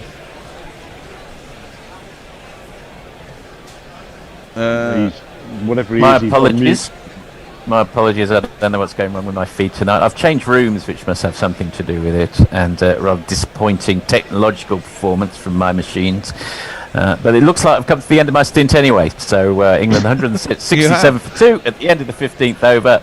Thanks, guys. I'll hand you over to the next team. It's me, and I should be Colin still on. Oh, I'm still on. And Tone. Yeah, here I am. It seemed to me Stokes was trying too hard. I don't think it was an experiment as such. I think they had him carded at 4. Yeah, but he came in at 3. Yeah, I know. But after the openers put on such a decent score, they thought we need to get some cricket in the man. So they didn't want to risk, England ending at 220 for 1 and him sitting just on the bench. So in he came. But you're right, Scratchy describes it. I mean, he was just trying too hard. He was dropped once. He never seemed to quite connect. No. He looked like a man trying too hard. And whether there was also an element of Hales at the other end, all the chat, he's conspicuously and carefully picked his words about how he responds to Hales. We've got the same goal to win the World Cup. But you just sense there is that animosity there. Oh, it's me, isn't it? Yeah, sorry. That's Yes, into the ground. ideally. He's saying he caught it. It was a bump ball, you muppets. Surely. Hales, I think, just bumped that into the ground. It got caught out by Cameron Green. They think it's a catch. I think it was a bump ball. Sure, that was a bump ball. My feed just froze exactly on the timing of hitting, so I don't know if it went down into the pitch. I think he might just have got his hands underneath that. No, I think it was a bump ball though, Tone. I think he hit it into the ground, didn't he? Yeah, he hit it into the ground. Yeah, he did. End of story. I don't know what Fair they're enough. fucking talking about. I saw that and I'm on a telly. They're at the ground. Jesus. They're desperate. Well, that's bounced first. It's bounced first, then he's hit it, and then he's hit it into the ground. I think, I'm with Bear. I think it did. Yes, it did bounce first. It was not a question of whether it was a full toss. The soft signal was not out, and he's hit it into the ground. Oh yeah, he hit has, it 100% a bump ball. I don't mind them checking. The cock. How do you say the other umpire's name? Sam Nagajski? Oh. Cock and Nagajski. Anyway, either way. Cock and Nagajski sounds like something, I don't know. Sounds a bit weird. Well, is it, or it might be Koch. I don't know how Donovan Koch pronounces his name either. He might Is it pronounce CH Koch. at the end? Yeah, it's Koch. Cock. It will be Cock. He's South African, I can tell you that. It's from Western It's Province. definitely Cock then. Anyway, Hales. He's As in 84 off 50. He slapped that one down the ground. Has he got enough? No, he hasn't. No. He's going to get himself out. And England faltering a little bit here towards the end. There's still, 4 overs and 4 balls left. But Hales has finally gone 84-51, cracking innings. But he's not got all of that, and it's been caught down at long on. He has to say goodbye, and we'll play on the jingle. I won't look back. By the time that I do be gone. I would say about Hales though, he took a little bit of a time to get off the mark from. He certainly didn't go off. He didn't go off like Josh Butler, did he? But that's been the strength of England over the years. If someone's not gone at the top, the other person generally has. Even with Roy, Bairstow. Think of all the openers we've had in both ODI and T20. You know, usually one of them fires, the other one might not, but that gets your innings off to a start. Anyway, we lost the third. So, well, here's a question. If David Milan doesn't come in at number 3 and you're going to send in Stokes, what is David Milan doing inside? Well, no, that's what I was saying. I think Milan would have been at number 3. They changed on the hoof because they didn't want Stokes to go all the way to Perth and not get some cricket, having not played in any of the Pakistan Yeah, he games certainly and looks... not played a T20 for so long. So they needed to get cricket in him. I think it's purely driven by that and the state of the game at the time. I don't think their intent was necessarily to bat him at 3. No, this is true. And if they are going to play him, I think he needs to play in the next 3 games. He kind of looks a bit antiquated for T20 Stokes, which is a kind of odd thing to say. This is what we were saying at the beginning. His record's not stellar. No, it isn't. Well, the next man in is a glorious man with a glorious beard. It's Moeen Ali, and his first ball is driven square. That's a man in the outfield. It'll be a single. I'm going to play his jingle. Our beard shouldn't touch. Move over, AMLO. I like it too much. Move over, AMLO. You're one hairy dish. I love unconditionally. It's Moeen Ali. And these two have certainly had enough cricket in them. They've had 7 T20s in Pakistan. And both did pretty well out there. Well, Brook highest of 81 not out. In fact, he had 3 not outs, Harry Brook. 81 not out, 46 not out, 42 not out, and a 31 and a 34. And he's got that one square. That's a good shot. Found a gap. Third man's a little bit too fine. Races down to third man boundary. 4 runs. Now, has Harry Brook played in the BBL? Not to my knowledge. No, not to your knowledge. He certainly played in the PSL. So, yeah, he has. I mean, oh no, he has played for Hobart Hurricanes. He's been on the books of Hobart Hurricanes, but I don't know that he played this season. Okay. Certainly, his star is rising. How old is he? He's a youngster, isn't he? 22, 23? He is 23. He's from Keighley, Yorkshire. Not that we'll hold that against him. He's a fucking Yorkshireman. Tempted guide by Brooks. Slower ball, smart ball by Richardson. Only 118 kilometres an hour. Harry Brook doesn't get anything on it. Goes through to Wade, and there ain't no run. I did have a couple of key production questions for you, Bear. One, GPL. I was completely remiss in my duties of even mentioning it. We so taken up the cricket, was I? No one entered. Oh, well, that's probably why. So you can blame that on me. And are we going to try and get hold of Messrs during the break? Well, he's there, I think, in the waiting room, isn't he? If you chat to him in the messages. Yeah, he's in the messages. There you go. Driven out. Not particularly well timed by Harry Brook, but he gets himself a single. In fact, he hit it with such soft hands that the bat flew out of his hand after he played the shot and fell over his shoulder. He had to run anyway. Got down the other end, goes back to pick his bat up. He will retain the strike, because that was the end of the 16th over.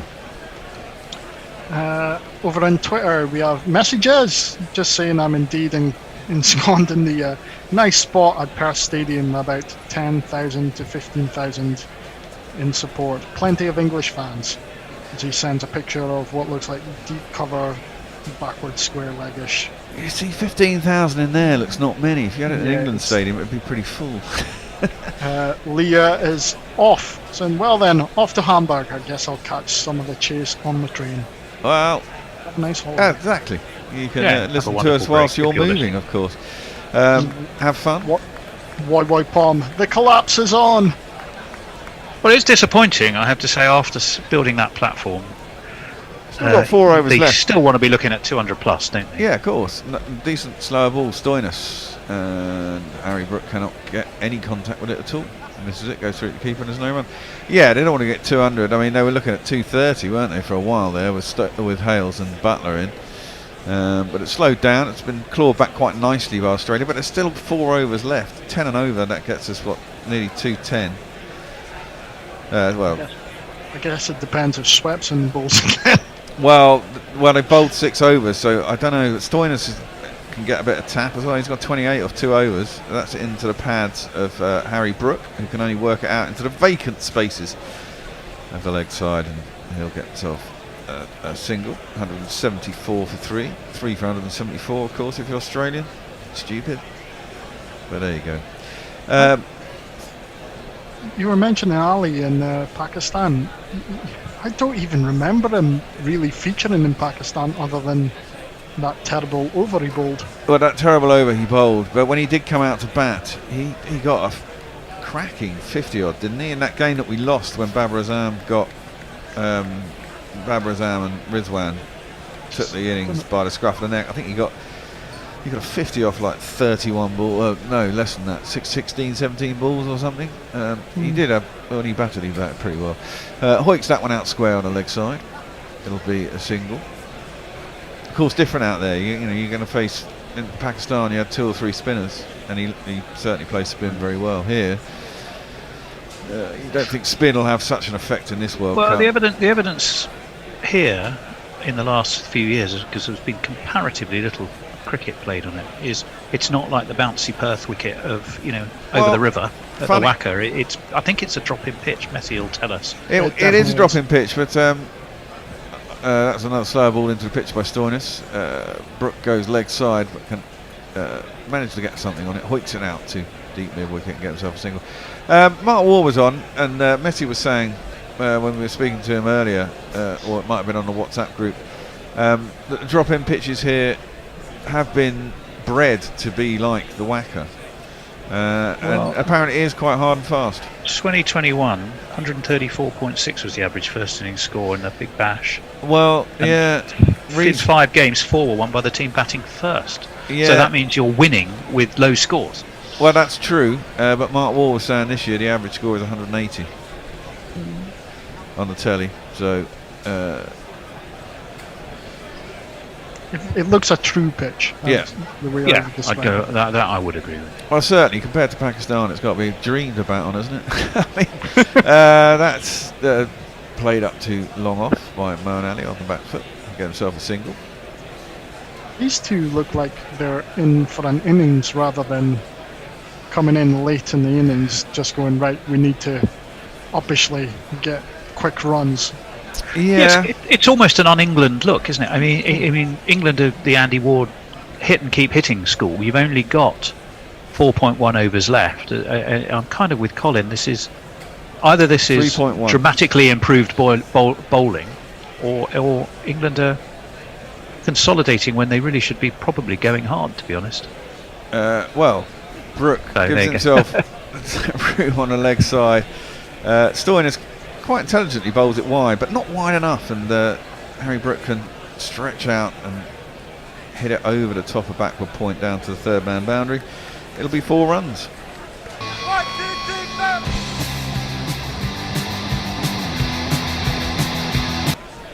Yeah, I don't think it's easy to come in wherever you are. If you've got to come in and any time you have to hit from the off, you got to remember the openers have the advantage of not having anyone out in the deep as well. I mean, you've got 5 people out in the deep, and you're coming in, and the obvious place to try is a lot of bottom hand into the leg side. Well, that was a problem with Cam Green. Yeah. He was bowling roughly half a foot forward of the Yorker line and just getting carted over the top of the fielders. Plus, you can make mistakes if you hit it in the outfit. That's going to be a wide. Sams bashes that into the pitch. It goes over the top of Moeen Ali, and it is given as a wide. And then they do run the bye, which is a bit silly, but they did. Wide. And Matthew Wade took off his glove and threw it at the bowler's end. Could have been a run out, but wasn't. Sams has bowled okay. He's gone for 32 in his 3. 8 minutes. 8 minutes left remaining in the innings. they're one over behind. So does that mean that one person has to come in from the outfield? And of course the catches now. And now we're in October. The catches, you stay at the same end, don't you? Yes. Yeah. There's loads of switching over. Brooke tries to ramp that over the keeper, but I think he moved a little bit too early, and Sam saw it and pushed it wider. The impact of that, the non-striker, I've seen that in the Australia-West Indies game where someone hit the ball up in the air, tried to run over, the drop catch nearly led to a run out, and that's where it's going to impact there. That Brooks got hold of that. Has he got enough of it? He hasn't, you know. And he has been caught by Kane Richardson out in the deep at mid-wicket. Sams gets a wicket, gets 1 for 32. England a little bit falling apart here. I'd have them over 193, I think. They should get there, but they're rather fucking it up here at the end as we have another wicket. Bit of a disappointing subsidence. Yes, it is. After such a great start. Well taken catch though. Richardson judged that beautifully. Pretty safe pair of hands. With the form of David Warner, you can say that. With the form of David Warner coming up to this, you can say this sort of score level is actually gettable. Yeah, it is. I think you're going to be pushing up towards 200. We got Topley, we got Wood, we got Anna Rashid. I didn't even see what the England side was. What is the England side? It was, it's Jordan playing. I presume Jordan's playing because I saw him on the edge of the pitch. He needs some cricket as well, presumably. Yeah, you got Wood, Topley, Rashid, Wokes, Curran, Milan yet to bat. So Milan, I assume, will come in. He should do. Which now. means give it some Humpty from the off is the brief to him, which is not normally his brief, and indeed no, it hasn't. Well, exactly. That's the point. If he doesn't bat at 3, then he, you know. Although I have seen him come in later. We'll give a jingle for the batsman. Is he a batter or bowler? Sam Curran. What's his distinguishing feature? Sam Curran. He starts from Zimbabwe. Sam Curran. And he's beloved by Liz Yates. Sam Curran. It's his first ball up too long on. I think about 2, but they're not going to get it. I have seen Milan come in late when they've done this to him and he'd go absolutely ballistic and score at a really quick rate. He's still a good batsman, but yeah, well, I think he got that 70-yard, didn't he, in the last game in Pakistan? 78, I think he made.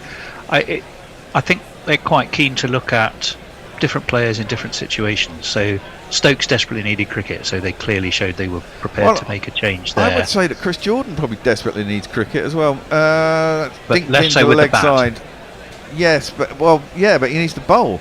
He chipped into the leg side by Moeen Ali. He doesn't get all of it at all, and it just bumbles out. Well, I'm sure he will, but yeah, I mean, they're probably saving him for the next trip.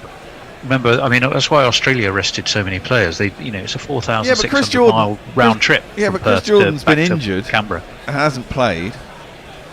I mean, he didn't play in Pakistan, and he's in the squad. So these are the players you need to warm up. Again, Moeen Ali is followed by Sams. He dinks it out to deep cow, gets himself a single. England move on to 186 for 4 with 13 balls left. It's safe to say, and this might be contentious, but it's easier to get your eye in as a bowler than it is as a batsman. Preparation games. Yeah. Oh, that's horrible.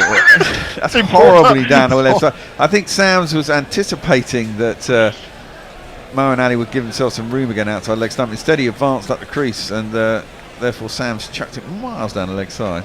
It'll be a wide. Wide. Yeah, I mean, I think you've got to kind of keep the players who are in form. So it's difficult. You've got to play them.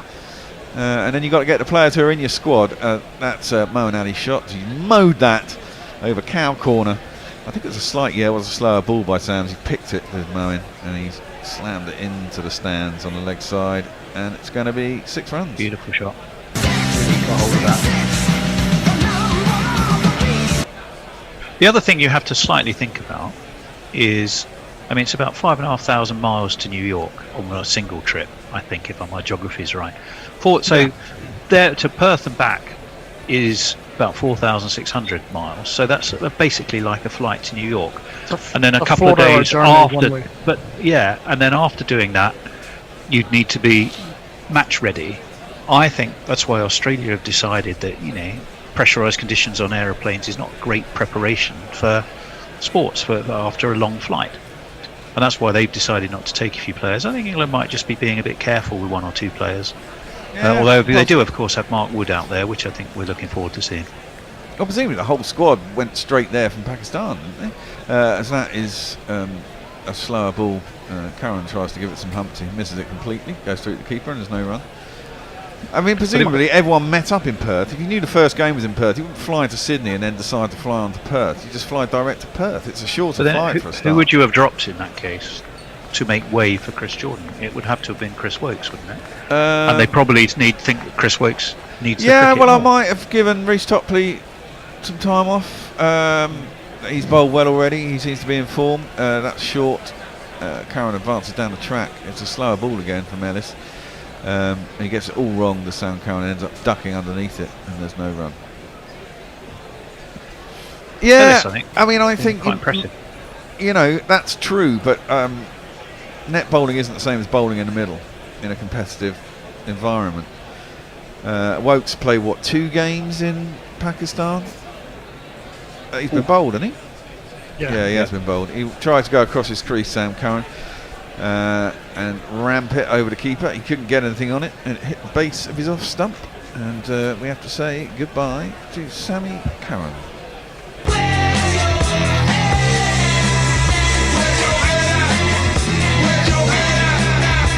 Or Sam Curran you could have dropped. He played games. I mean, there's the thing. I mean, I know these guys are in the squad, but I think rested rather than dropped, but yeah, I know what you mean. Well, that's what I mean. But I mean, the players who haven't played any cricket need to play cricket. I mean, that's the point of warm-up games, and then you can rotate everyone else who's been playing into the spots. I mean, there's only 2 or 3 players who need to be played, and that is Jordan, Wokes, and Stokes. Everyone else has been playing, right? So you can have a little bit of rotation, but always keep those 3 in the team. You might not win the series, and that's maybe not the greatest prep, but that's the problem, I suppose. Yeah, I think there's arguments for and against. I'll tell you who I have been impressed with here, though, Nathan Ellis. Until you realise he was Hampshire's white ball bowler of the year, he had a fantastic blast. He took 15 wickets at 21, best bowling of 3 for 4, and an economy rate of under 7. And in Cricinfo, when they were looking at their team of the year, or they were looking at best slower ball bowlers, Matt Roller, who I quite like, I'll hold the thought for a second. As Darren Milan finally makes it to the crease at number 7, and he guides his first ball down to 3rd man for a single. Introducing the next generation David. That's not my name. That's not my name. That's not my name. That's not my name. Darwin Milan, congratulations. And Milan's always batted reasonably well in Australia as well. I think he likes it. Oh, well, he does, yeah. He certainly had a great test series there. Just to finish that thought, Matt Roller had said he'd got the best slower ball in cricket based on aesthetics. Okay. About Ellis. Well, he just pulled one out there, 106 kilometres an hour. It completely stuffed Moeen, who was through his shot before the ball got there. Aesthetics is not normally something I associate with a slow ball. Oh no, but I kind of see what he means. Ellis having to run back to his mark because obviously they're behind time. He's up to crease now, bowls it short, it's ramped, and Moeen's now going to go. As that was another slower ball, and the ramp was unsuccessful by Moeen, and he caught at short 3rd man, who is Mitch Marsh, and England subsiding with a whimper here. Yeah, I wonder if that's actually, another one bites the dust. I think that is going to be out, Fred. Another one bites the dust. That's a pretty good ball, really. I mean, it was slow, it was into the pitch. You had to try and create the pace wasn't on the ball, and therefore he could only really just hit it straight up in the air. He seems to me every inch the modern white ball bowler, does Nathan Ellis. Yeah. He has the variations, he has the control, and you look at his figures here, 3 for 20. I mean, that off his 4, that is extraordinary in a context of 194 innings. Yeah. 3 for 20 is really, really top class stuff. Indeed. I'm very, very impressed. Well, Nathan Darren Milan will face the first ball of the last over. Wokes has come out to join him. I think they've run out of time, Australia, so one man will be pulled in from the outfield, only 4 in the deep. Milan is going to face up the first ball. It's Kane Richardson bowling the last over. It's another slower ball, which Milan slightly mistimes and pulls too fine. Fortunately, there is a man short on the 45, and they'll just get the 1 run. I think there should be more drastic penalties for if you don't bowl your overs in time. There should be runs penalties and things like that. Well, I think if it helps get the game to time. I mean, England have lost 6 wickets, so that's what, 2 minutes a wicket as well, presumably. Well, that's the thing. It's hard to gauge who's the culprit of it. Yeah. You got to expect a certain amount of wickets, I suppose, even in a T20. That's another slower ball from Richardson. And it's worked into down towards long on. No one in the infield, and they'll get back for 2. It's good running. But even not as a wicket, you could, as a batsman, I could do a little bit of gardening after every ball and suddenly slow down the innings a little bit. Yeah, true. But it is mainly fielding sides that cause the time delays. You know, it's constantly switching the field and stuff. That's short into the pitch, but wide, and Wokes can get back, carves it well in front of square, out through extra cover, really, and strong arms it to the boundary for 4 runs. Does bring up the 200 too. Yep. It's not gonna be an easy chase if we can get some early wickets. I fancy Reece Topley. I mean, last time we played them with a similar score like this, they fell apart, didn't they? Got sod all. Only ever been the one T20 here in Australia. Eased their way to a 10-wicket win, chasing in that against Pakistan in 2019. Can't remember what they were chasing. Oh, they were chasing next to nothing. They were chasing 107 to win. Oh right, well that should be easy. Kane Richardson has gone for 7 off his first 3 balls of this final over the England innings. 201 the score. Full. Stoke Wokes, sorry, can't get anything on that. Very full, wide of off stump. It goes through to Wade and there's no run. I think England would have liked another 15-20 runs from what they started, but 201's a pretty decent score. Of average, but they should have been in the state they were after. Yeah. Should have finished the game off. I think they would have been definitely at one point after that 58 without loss in the power play, and the way the opening 2 went on, they'd have wanted 220. Yeah. Oh wow. Wokes has got hold of that one, man. It's slower, but in the slots, and he just played it through. Hoiked it to lift us a big shot way back into the crowd. 6 runs over Cow. Yeah, Wokes has got the memo that 1 or 2 of the others didn't.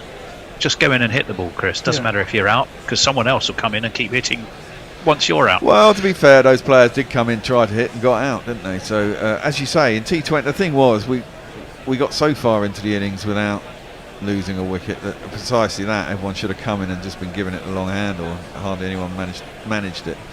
When you look at the scores, 68, 84, then 9, 12, 10, 2, 2, 12, you know. Well, it can happen. It can. Dropped, I think. Wokes, it was a full half volley outside. Was that Piggy Smith? It was, yes. The pig's in the side. That was the last ball of the innings. It was driven at him, and I think it was driven in the air, but he dropped it. Wokes gets a single, ends 13 for 5. England end on 208 for 6. Thoughts? Enough, but disappointing. Yeah, disappointing, as we were just saying. Right, I don't know how long they've got between innings. Well, should we try and get hold of Messers? Messers is just joining up in the waiting room. Marvellous. Let's get him in and we'll have a natter. you want me to stay, or shall I leave you to? No, you chat stay. to the great man. You want me I'll to stay? jump I'll out. do I've that. been in the whole thing. Yeah, you jump out. Have you? Yeah. That's not the. He took my slot because I'm hungover. Well, I know that. I'd never put anybody on to do 4 slots in a row unless. I know. No. He offered to take over my slot. All right, Messi, how you doing, mate? I don't know. I can't. Yeah, good. Oh my lord! There's a surprise. Well, I was playing poker last night, Messi, wasn't I? You know. Yeah. Well, I heard you won 250 quid. Yeah, it was good. It was a good evening. Excellent. Yes. Oh, it's worth a hangover in that case. Well, exactly. How's the stadium? How is it there? It's a little bit flat, to be honest. I don't think they've done enough to promote this game. There's only a crowd of, I don't know, 10, 15,000.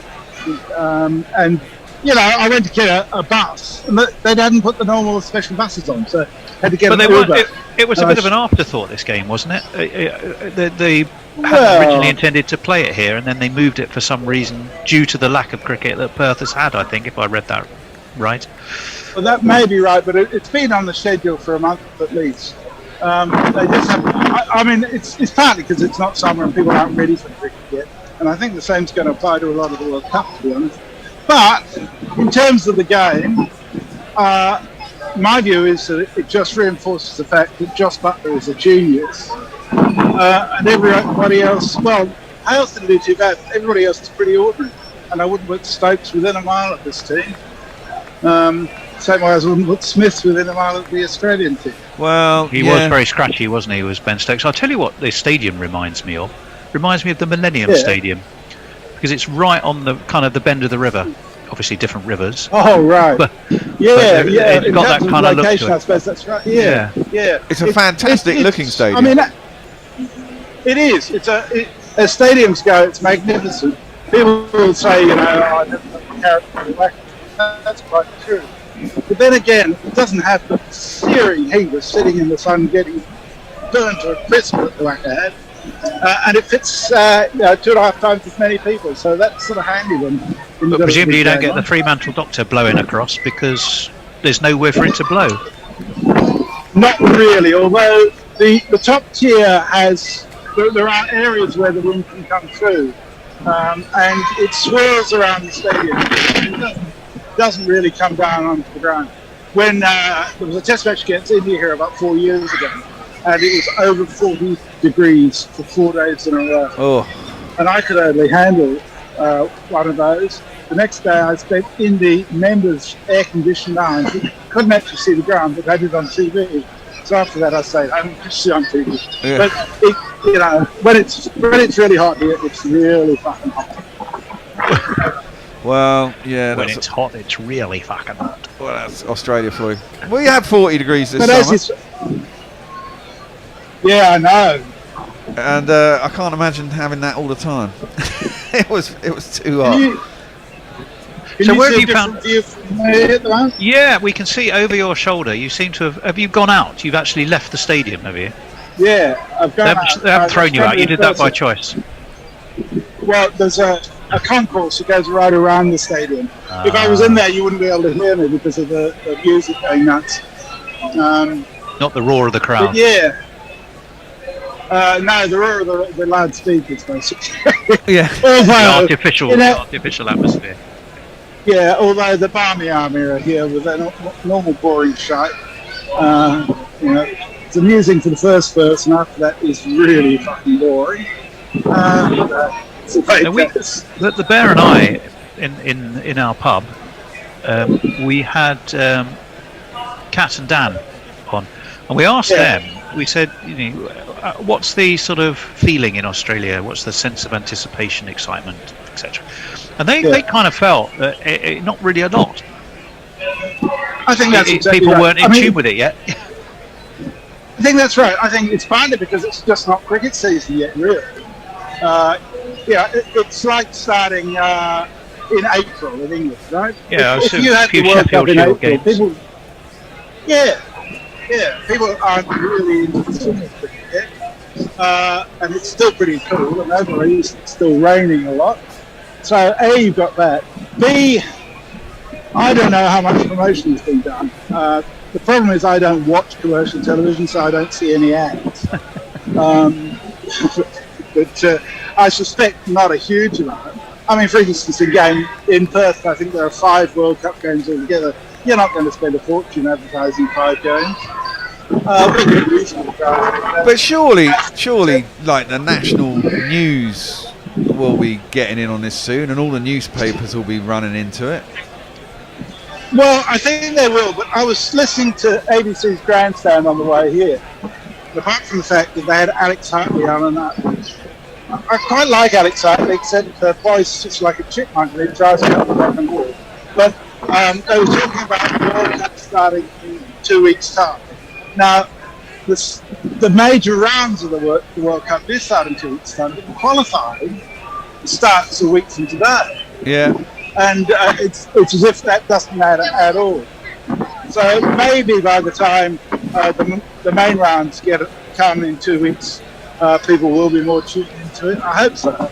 And you're right. Again, I don't generally watch the news except on the ABC from time to time. I just I use websites for most of my news. I'm sick of yelling at my television, to be honest. Well, I do a lot of that at the moment. Reason I don't watch. We're not quite sure what you're doing with your camera, actually, Messrs. It seems to be focused very much on a yellow line. What's the significance of the yellow line that you seem to have been showing us? So it should be now showing you the down bridge across the Swan River, is it? Oh, we can see that. It is, but it's a bit out of focus. It's looking a little. Oh, I've probably got the blur function on. Actually, what we should have said to Bear is it's absolutely in focus, and it must be just his hungover eyes. It looks fine to me. There you go. You're back with us now. Okay, I turned it around again. Yeah, I set the blur some time ago, and I don't know how to change that. I don't normally use my phone to zoom it. Yeah, so I mean, that England innings reminded me of some of the Pakistani innings. Yeah. To be honest. When Babar Rizwan went mad at the beginning, and then nothing. Babar Rizwan and nothing else. Yeah, it was very much like that. Yeah. 9, 12, 10, 2, 2, and 13 not out. Dawid Malan coming in at 1, 2, 3, 4, 5, 6, 7. 2 off 2. Wokes, he did get away a biggish 6, didn't he, and a 4. Yeah. So he got 13 off 5. But yeah, it was. It can often go like that in a T20. Not great, yeah, that's true. It's the total that you get that counts, and 200 and what is it? 208. Yeah. 208 is a pretty decent score in a T20. Let's be honest. honest. Oh yeah, it is, but it's certainly gettable. Whereas I was looking at 240 at one stage. Well, yes. What's the highest score in a T20? And I was a little disappointed. I said to one of my grandsons in front of me, I said, you watch Moeen, he can really hit the ball. What we're quite disappointed to hear then is if you're there with your grandchildren. Yeah, why are we not meeting them? Yeah. Why are we not meeting them when we've had the opportunity? Yes. You could have just given them the phone and we could have found out what Grandad was really like. Oh, he's a grumpy old bastard. They wouldn't have said a word. They got all shy. Oh, how old are they? They range from 7 through to 14. Okay. Range from how many have you got there? The twins were 7, and then there's a 12-year-old and 14-year-old. You got them all there? Is it 13 and 15? Yeah. Oh, I couldn't get out of it. Their dad's here with them, I'm pleased to say. And one of my sons as well. So we missed I think we missed an opportunity there. We could have at least said hello. There's a whole Messy Jez family day out. Messy Jez clown. Are they as messy as you? No, they're considerably less messy than I. Okay. Fair enough. It was. We're not about to start again, are we? No, we're watching Johnny Bairstow in the studio here. Yeah, they should be about. And his enormous orthopaedic boot. Yeah. Trying to explain to the world how he broke his leg in 3 places playing golf. It looks very, very ugly. But then it's a red egg.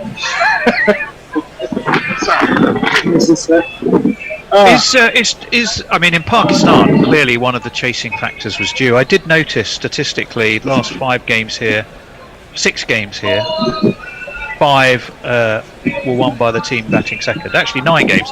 5 games, 4 won by the team batting first.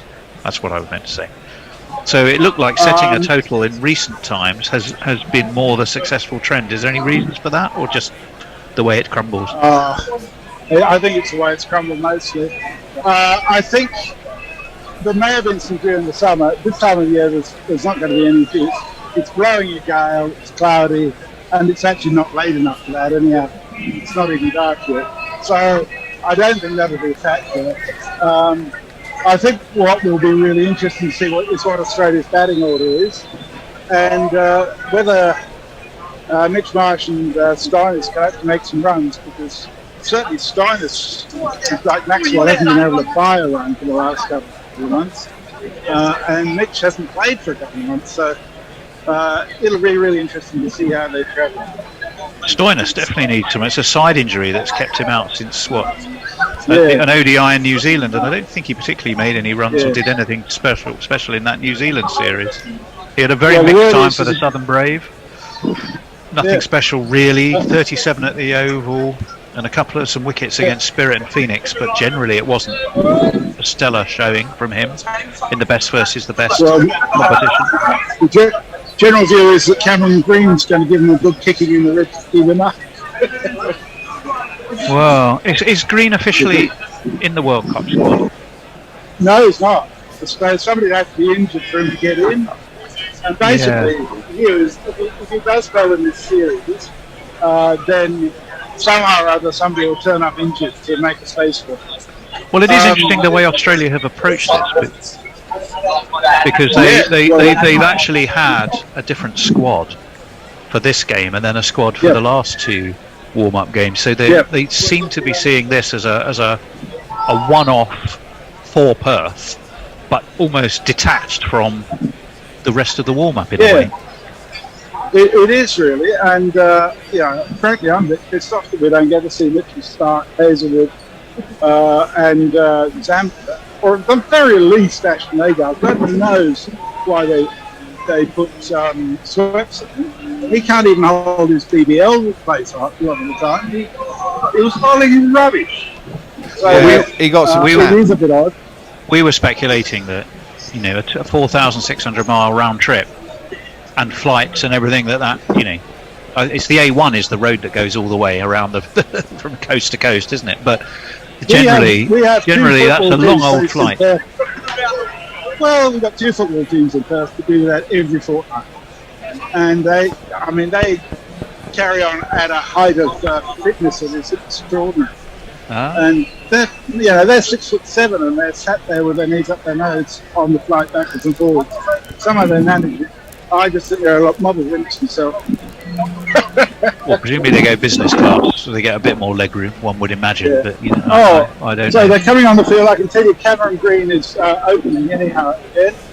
Fantastic. Well, it's time for me to duck off, because I think we should be in the hands of Forthy, Bear and Ajit. Yes, indeed. Okay, well, thanks for that. I shall love you and leave you on Wednesday. Yep, see you then. Looking forward to it, Messrs. Hello, Ajit. All right, Forthy. How's everyone doing? Yeah, very well. I think I'm okay. I think I got my machines working. Fingers crossed. Hello, Ajit. I can hear you, but I can't see you. He's there. I can see him. Oh, okay. I'll just have a little look. Okay. Get my It's going to be interesting, I think, given that 208 probably England would feel they are a few runs short, but I mean it's still now a ground to sort of set the total and then put the pressure. But this guy has Warner has some form, Green has some more proving to do, so to say. Okay. So who's opening? There'll be we got some good jingles back for this, don't we? He's quite good with a bat. He's got a scoop in the start. He's short and he's fat. He's got a scoop in the start. He's a bit of a twat. He's got a scoop in the start. David Warner's got a scoop in the start. He's opening with. We are the Cameron Green Appreciation Society. God save Mitchell Marsh's brand of all-round variety. We are the Cameron Green Preservation Society. His injuries cause all of us excessive anxiety. And bowling is. He's on Instagram. and he's a Twitter fan. On the Ashes tour, not Ben Stokes, but he'll have to do. Yes, Woke's in for the first ball of the innings, and there's no run as Warner just dubs it down on the offside. Looks like Harry Brook came in, shot in. A lot of three keen fielders converged on the ball, but no run. Of course. Look, we were talking of the England total, but what about the England bowling then? Are we confident? Because they have left a few people on the bench on purpose, surely. I think they'll be reasonably confident. Yeah, Wood. So what have we got? Wood, Topley, Rashid, Rokes, Curran. In comes Wokes again, and there's a real old slog from Warner. Doesn't get hold of it at all, but just manages to clear the man at mid-on, which is Topley. And they come back for two. Pretty ghastly shot, but 2 runs are 2 runs. The score moves on to 3. We're all pleased to know that my son's football team, although he's injured because he broke his thumb, won 4-0. Well, that's very good news. Yes. Congratulations. Random. How old is he there? He's now 15. They grow up so fast, don't they? They do, Are you blessed with this, you Ajit? We might come back to that after this ball from Chris Wokes, which is crikey. Warner moves about 3 feet outside his off stump and plays a scoop which goes all the way over Butler's head for 6. Wasn't really a scoop, was it? It was a top edge. On my feed it was. Oh, okay. It was a top edge. Yes, it was a top edge, and he nearly got himself sconed as well. I think it was a few seconds late, a few milliseconds late. Yeah, it was in the end a scoop. I think it's actually. I think it's quite well bowled by Wokes in the end. Actually, followed him. It's quite well bowled, and it's gone for 6. But that's T20 in a nutshell, isn't it? It is indeed. And he comes again. And Warner, a really ugly shot, which has gone for probably 6 again. No, just shy. And if you kids can't listen, then you bound to see the way you get shot for crossing a boundary, Warner's playing really ugly cricket, and he's got off to an absolute flyer. But again, that's T20, isn't it? Yes. Well, this is it. England's first over went for 16 when they were batting. This has gone for 12. Very clear that there are no double intent. There's no double mind. Well, to answer your question for the no. Not that I know of a correct answer. Well, that's okie dokie. In comes Wokes, and that's a slower ball, and it is pulled across to the man at deep square leg, and they come through for 1 single. So that's probably his worst ball in some ways, and it's just gone for the 1 run. So Warner stays on 12 green marks. Marks his ground. Are you in? Where are you? Which city are you in, Ajit? I'm in Almere in Netherlands. It's about 32 kilometers from Amsterdam. It's a suburb, you can say. Well, to talk of the game, this guy, Mr. Hyde Green, I call him, because apparently he's the jackal during the tests. He goes after every ball. I'm curious how he comes out today. Yes, he's got a strike rate of 177, which is the highest on either side, I'm confident in saying. And that one's just gone for 1 run, and that's the end of the over. Australia 14 off the first over, Warner on 13, Green on 1. Is it Bear on tweets? It's me on tweets, yeah. So Jeff was listening in to our tea time or innings break chat. He says, "Are you joking, Tony? Messi Jez knows better than to trust his grandkids with a bishop." Sensible. And for the benefit of Mr. Kite has been changed to for the benefit of Messi Jez. There will be a match tonight. What a sight! The Hendersons will all be there, 10 to 15,000 of them apparently. And Beatles tribute, very nice. Yes. And Jarrett Scooter says, a few runs short. Did you see how much they laboured scoring serious runs in the Windy series this week? Let's just say, if England don't win this at least 40, Australia will be delighted. Well, that's the local perspective. It's Topley in, left arm over to Cameron Green, and he starts with a wide. Wide. How are you reading the game so far, Ajit? Do you think that was a par score or above score for England? I would say it's slightly above par, frankly. This is a good pitch. The ball is coming onto the bat nicely. It's very predictable, the bounce. But I think with that in mind, both teams will go after it. So something like 180 would be par. England are slightly above par. Topley, looks like there's an edge. Butler, not given, but I think Butler is immediately reviewed. Am I right? Yes. Jerky feed I'm getting. That looks to be what's occurred. Dead right on that one. So Butler completely confident, immediately went for the T signal, immediately went for the review. Everyone seems to think it's out apart from the umpire. There's a bit of bounce on it. So I'm thinking, could it have taken the glove on the way rather than the bat? But I'm curious. Well, we saw this in Pakistan. England were convinced one was out, weren't they? And it ended up being off the trouser. Sometimes it can be quite difficult to see. Oh no, that's an edge. That's a massive edge. I was wrong. All right. that's. Oh. Is it the cover of that one, would you say? It certainly looked from behind. From the front, it doesn't look so much. But it's not probably why the umpire was deceived. Yeah, let's have a look. There's a clear mark on the bat. There's a clear mark on the bat. That's good. Decision is going to be overturned. That is out. This is when I think, why not walk? It's almost embarrassing. You know this big an edge, you would know. Yeah. Well, that's true, Ajit, but there are occasions when the camera doesn't pick up on the edge, the on-field decision is not out, and you think, maybe I'll get away with it. Anyway, it is out. Just about got my under in on that. Wow. Let's say this one. The crowd says you're out. Well, at least Cameron Green has failed, so it's now up to Popeye Steinis, his competitor, right? Well, yeah. It's advantage Stoinis indeed. Marsh comes out. Well, we've seen Mitch Marsh go absolutely ballistic a couple of times. Not very often, it has to be said. He could use the runs, believe you me. Even at maybe 130, 140 strike rate, I think he can use the runs. He's not had much game time. No, exactly. Anyway, he's got a jingle that goes like this. He's not Rod, he's not Daniel, he's not Jack, he's not Jamie, he's not Lisa, he's not Paul, he's not Adrian, he's not Anshul, he's not CJ, he's not Christian, he's not Dean, he's not Eric, he's not Edward, he's not John, he's not James, he's not Laura, he's not... Okay, we've had enough of that. That's enough of that. His strike rate is actually 125, which is the lowest on either side. Of the recognised batsman. His first ball, and there's a bit of shape on that ball actually from Topley, and Marsh just closed the face of the bat and played it out to mid-wicket, no run. Yeah. Marsh definitely needs game time. You say his strike rate's only 125. I don't really take that much account of strike rate. I mean, they're all within... I mean, we did it with the England side. I mean, they're all generally good ones, about 135, 136. That is true, but yes, Moeen those on 146 after 35 games, and Mitch Marsh on 125 after 30. There is a difference. Yeah, that is a wide. Oh, but lovely shape though. He's getting the ball to come in.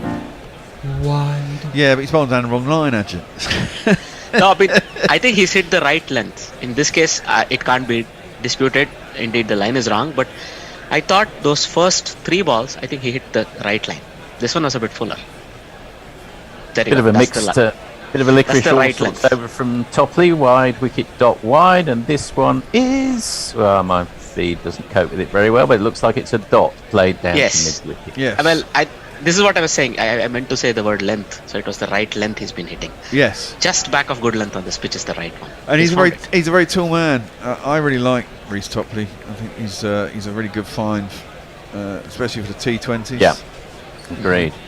He's in again for only the 4th ball of the over, although 60's bowled, and that is left by Marsh straight through to Butler, and we see Finch getting ready to come in. He's got his gloves and his helmet on. Is that really necessary? He must be ready to get warm and itchy if you got them on. He looked a bit antsy. He wore his helmet. He did when we were off screen. Yeah, it was like you could see like he's buzzing.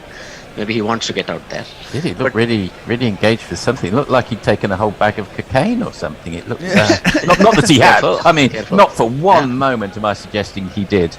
Where's Alex Hales? Oh, okay. So that's played down. That's just played down for a single.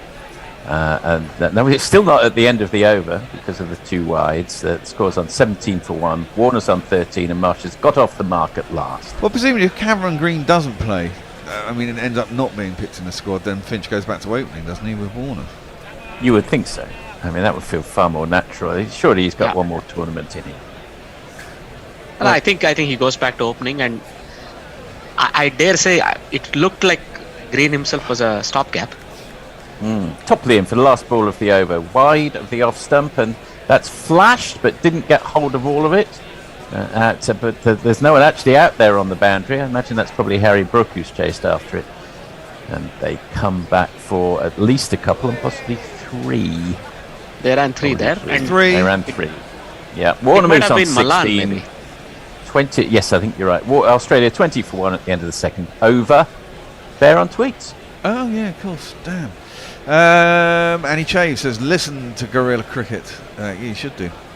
Jeff says, this would be precisely the kind of unimportant match that Marsh will put a blinder on him for. Yes, that's probably true. Warren, our friend Warren, he says, morning all. Brian replies to that. Not a great day for Green, says Mog. No, it's not. I mean, do you think there was a bit of sort of, yay, he got a couple of big scores, and then everyone thought, put him in 2 scores does not make a career as such. So, That's what I had meant when I said he looked more like a stopgap, but yeah, we begin the next over. Wokes in again, start of his second over, went for 14 in the first. That wasn't a great ball either, and that's swatted down to the man at fine leg. In the mood that he he is moves on in, to 17. In the mood that he's in, I would not pitch short to Warner. He likes to free his arms, get closer to him, force him to drive, force him to play more correctly. I don't think he gets the same kind of power on those shots. No, not at all. You want to, you actually, especially at the top of the order, you want to bowl quite close to his off stump on a length, almost test match sort of bowling. Absolutely. Good insight from our expert commentators. That's Wokes in again, and a swoosh, massive swoosh, which has gone for 6 of these.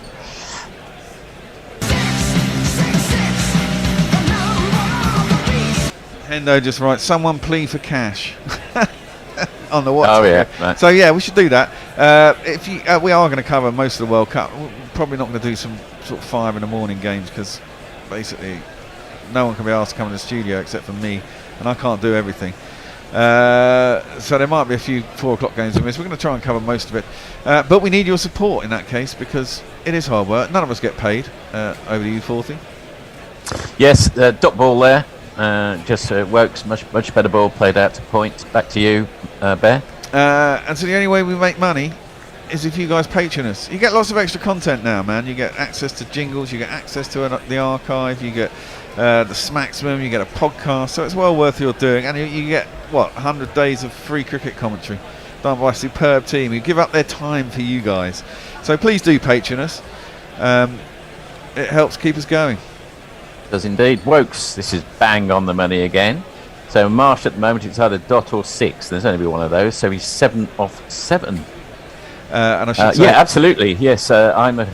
You are a patron. I was going to say fortnightly contribution, and I've just become a full patron, but I'm also doing a fortnightly contribution to the Smacksman. So if you want to read my deathly prose, please become a Patreon. Indeed, and we should tell you what that is. It's patreon.com/Guerrilla Cricket.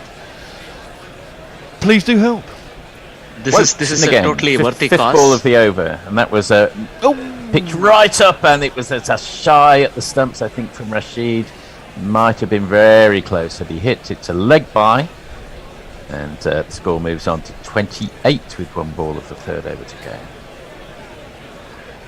It's quite something, actually. I think Wokes has adjusted nicely. So that was a length ball that was drifting onto leg, and Marsh simply whacked it away all the way into the stands. But then you see he's already immediately adapted. The next ball was back of length. This one is all the way full, almost a Yorker ball. This is good thinking bowling, I think. England showing some intelligent in-game thinking, if I can put it that way. And Warner and Marsh had a little mid-wicket conference, perhaps spotting that there'd been a tactical adjustment from England there. Still 1 ball of this over to go, or have we completed the over? Now one more to come. 1 ball to come. What do we think of all this missile trajectory, speed and everything that we see with the batsman hitting the ball very far? Yeah, great. Wicked, you can do it. Does it really does it really do anything for my life? Not really. Last ball of the over. Warner backs away but can't penetrate the offside field. Hales does the fielding. He stays on 17. Australia 28 for 1 at the end of the third. Oh, me. There. Sorry. Right, Ravi says, during the last match, Messenger said Sam Curran, but it sounded exactly like Sad Karen. Now I can't think of him without seeing his blonde hair in a one-sided, and his dictator in training pout. And him pleading desperately to see the manager. Yeah. Mog says, very upset. You're not asking me to help on some of those early games. That's down to Tone. I'll leave that in Tone's court.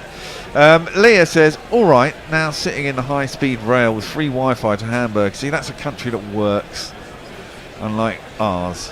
Yeah, indeed. I could do some of those early games. I can put my hand up as well. Yeah, I know. It's just they're not early for me. Well, exactly, but they're very early for me. Understand. Understand. So there again. Okay, so straight in. It's Mark Wood into the attack, and he starts with a very quick ball, 147.9, and straight through. I think that was just too fast for Marsh. Another dot ball. So he's 7 off 9, including a 6. Indeed. I'll give a jingle for little Woody. Do you know Mark Wood? Yes, he is an England bowler, quite good and pretty quick. So just a normal guy. Of course. Except for just one thing. What? He thinks that he's a horse. What?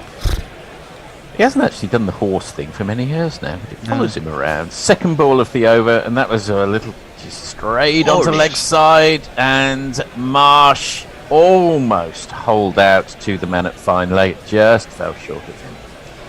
And that's where he's toply down at fine leg. I think he's been chastised, that he's been asked, why didn't you go for a catch? I think he didn't spot the ball at all. That stayed in the air for a long time. No, you're right. He should have gone for that. He should have risked it. He stayed pretty well rooted to the spot. I don't know whether it's a good seeing ground, Perth Stadium. I have no idea, to be honest. We'll have to ask our man on the ground, Mr. Jez. Yes, we will. No, it's not a red ball at the Oval in September, is it? You'd think you'd be able to pick it up. Yeah. I remember Woody in the Ashes really troubled Warner, didn't he? I think that's the plan. I think there is some history there that they want to capitalize on. I think we could have got Wood fit for the last 10 years consistently like Anderson. What a weapon he would have been. And he's in again. And Warner's got hold of that one. Plays it, cuts it. 3 bounces over the boundary for 4 of these. And if you kids can't listen, then you bound to see the way you get shot for crossing a boundary, That was a good shot, cleared his front leg. Yeah, I mean, very hitting, and he's had one mode now. He's just looking to clear his front leg and bash. So I think he should be forced to put his head down. The ball should be very close to him. So the problem with Wood, right, he gives you pace onto the bat. Yeah. There can be a bit of this risk.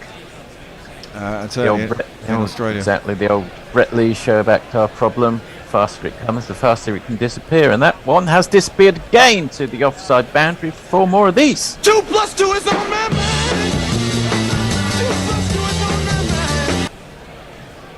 Similar shot, Ajit, to the last one. Pretty much the same. This one, though, he went on the ground. It's still aerial, but he made sure, he cleared the infield. And that was a thrash. Look, he's very happy. Look at his first front foot movement. His front foot, his leading foot simply goes away from the wicket, and there you go. He's ready. That's the blacksmith. Yeah, exactly. Hit those big arms. Clear the front leg, give it some umpty. Okay. There's a little correspondence from Tony. I was catching up on there for a second. Now, that has been 4 more. And this one, by way of variation, is flicked over where third slip would have been by Warner, and he moves on to 29 off 11. He's off to the races. There's not one boy for me. I must have 2 or 3. I need 4. Liking the pace. Definitely, and also he's adapting well. He sees these changes of length. It was almost as if he was camped on the back foot waiting for that change. So where is the fuller ball? I'm still going to ask that. I wonder, do you think Wood should be maybe withdrawn from the attack at the end of this over? Because the experiment does not appear to be working. I was already surprised why he was brought in, because the wicket-taking bowler was Topley, whom he replaced. So unless I got my calculations wrong, I don't understand that. Woods come round the wicket this time, and yes, okay, Warner completely mistimes that one and just hits it in the ground, goes back to the bowler, no run this time. That is the end of the over. Australia 41 for 1 at the end of the 4th, and they are on track. Bear. Yes, we have Jeff going, we want Mog, we want Mog. Yeah, you can have some Mog. We'll give it to you in the World Cup. I'm sure he'll be on. Warren, do we need a GC Towers 2 down under? I hear Forthy has a spare room. This mythical spare room that keeps coming up. Ravi says, I could help with earlies too. I know you can all help with earlies too. See, the wonder of Knackle was that we could split studio responsibilities when there was hard times. But Knackle hasn't been replaced. Everyone else lives too far away. Or can't be asked, or more importantly, can't be asked to come in here at silly o'clock in the morning.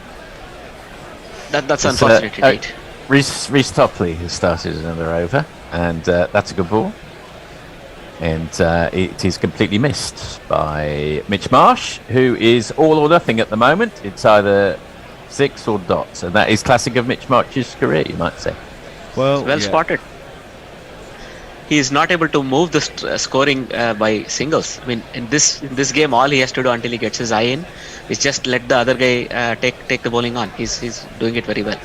Quite a few players on the T20 line, aren't there? Marsh 8 off 11 at the moment. Another massive hoik. He's managed to get that one away. He's gone for 4 through the offside. Bisects the fielders for 4 of these.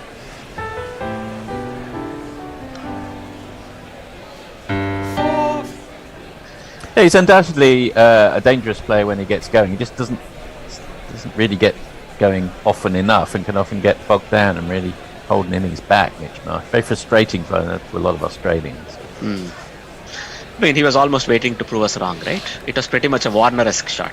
Hang back, get the leg out of the way.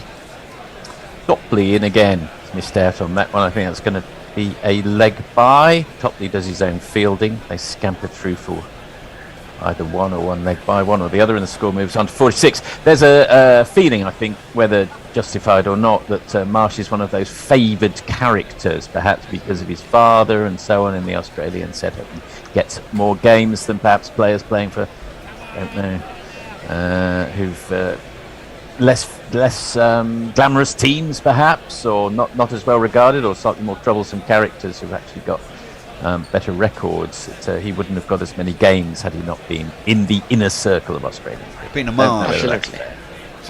Same with his brother, really, isn't it? Yeah, I think that is true. Yes.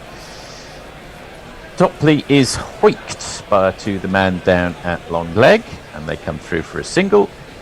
Marsh stays on 12, and Warner moves on to 30. He's been given more chances than would appear as deserved for his talent, and he's converted enough of them. He played a good hand in the World Cup. I think he took them home. That was there. But for the kind of investment that Australia has been making and the chances that he's been getting, you would expect a bit more, and he doesn't bowl anymore. At least not now. Not now. He's not fit to bowl. In which case, exactly that. He shouldn't really be there, should he? No, he shouldn't. And I think that is, as we're talking him down, he's just hooked to 4. So well done to him. 2 + 2 is a remember. Australia would be very happy. 51 for 1 in the 5th over already. There's a ball left, and Mitch Marsh. Just to finish that off, I would say nobody's talking about it this way, but I would say Green could replace Marsh rather than Stoinis, but that's a thought as well. Well, he hasn't done himself any favours today, Cameron Green, but it's a long haul 2020, and these matches come and go, and people forget very rapidly. I think this is going to be the last ball of our triumvirate together. It is, and Brian Barish is going to make his ball by ball debut. Oh, that'll be worth it. Hang on for that, folks. That'll be good. Lovely, Brian. That is slower ball, which is they're thinking of coming back to 2 as it's played down to long on. No, they decide against it. Warner on 30, Marsh on 17, Australia 52 for 1 at the end of the 5th, Apparently it's not his debut. Apparently it's not his debut, he says. Never mind. This isn't my first rodeo, as the kids say, but thank you, Forthy, and thank you, everybody. Okay. Yeah, Thank you. Bye-bye. That's okay. See you in Thanks, a bit. Ajit. See you later. We join you here with Australia. Well, the bad news for them is that they've lost their opening partnership, unlike England at this point. The good news is that they're 2 runs ahead of their pace. England were 50 without loss at this point. Australia is 52 for 1, and we'll have a new bowler, which we'll jingle up in a moment. I'm Brian Barish, joined by 2 men in England, the Bishop and the Bear, in point of fact. As we are going to have a new bowler. Bear, if you want to go ahead and jingle him up. I shall do that now. Finest pub on the internet. You've just Yes. named it. Sam Curran. What's his distinguishing feature? Sam Curran. He starts from Zimbabwe. Sam Curran. And he's beloved by Liz Yates. Sam Curran. Now, Warren asked, can't your tenant be trained to bear it? Well, yeah, I could do, but he's not always here either. You know, he has a life. All right, Curran's first ball, he's bowling over the wicket to Marsh, and he chops that back to the aforementioned Sam Curran, and there is no run. The Bishop and the Bear is, in fact, the greatest pub on the planet. One of these days I'll be asked to have a drink there. As we... nudge, nudge. It's Subtle, your middle name, Brian. Yeah. Brian Subtle Barish. Yeah, I'm about as subtle as a hurricane in Florida. Oh, that's way too soon. As the second ball comes over the top, and this one is whacked to the onside, but bisects the fielders. It's going to roll, and this one's going to be a nice 4. Beautifully placed shot by Marsh, who goes on to 21. And if you kids can't listen, then you bound to see the way you get shot for crossing a boundary, I think this one is up on his shoulders, and it was a little bit of a short ball from him. Yeah, I think England are bowling a bit licorice all sorts here, aren't they? It's a bit shit,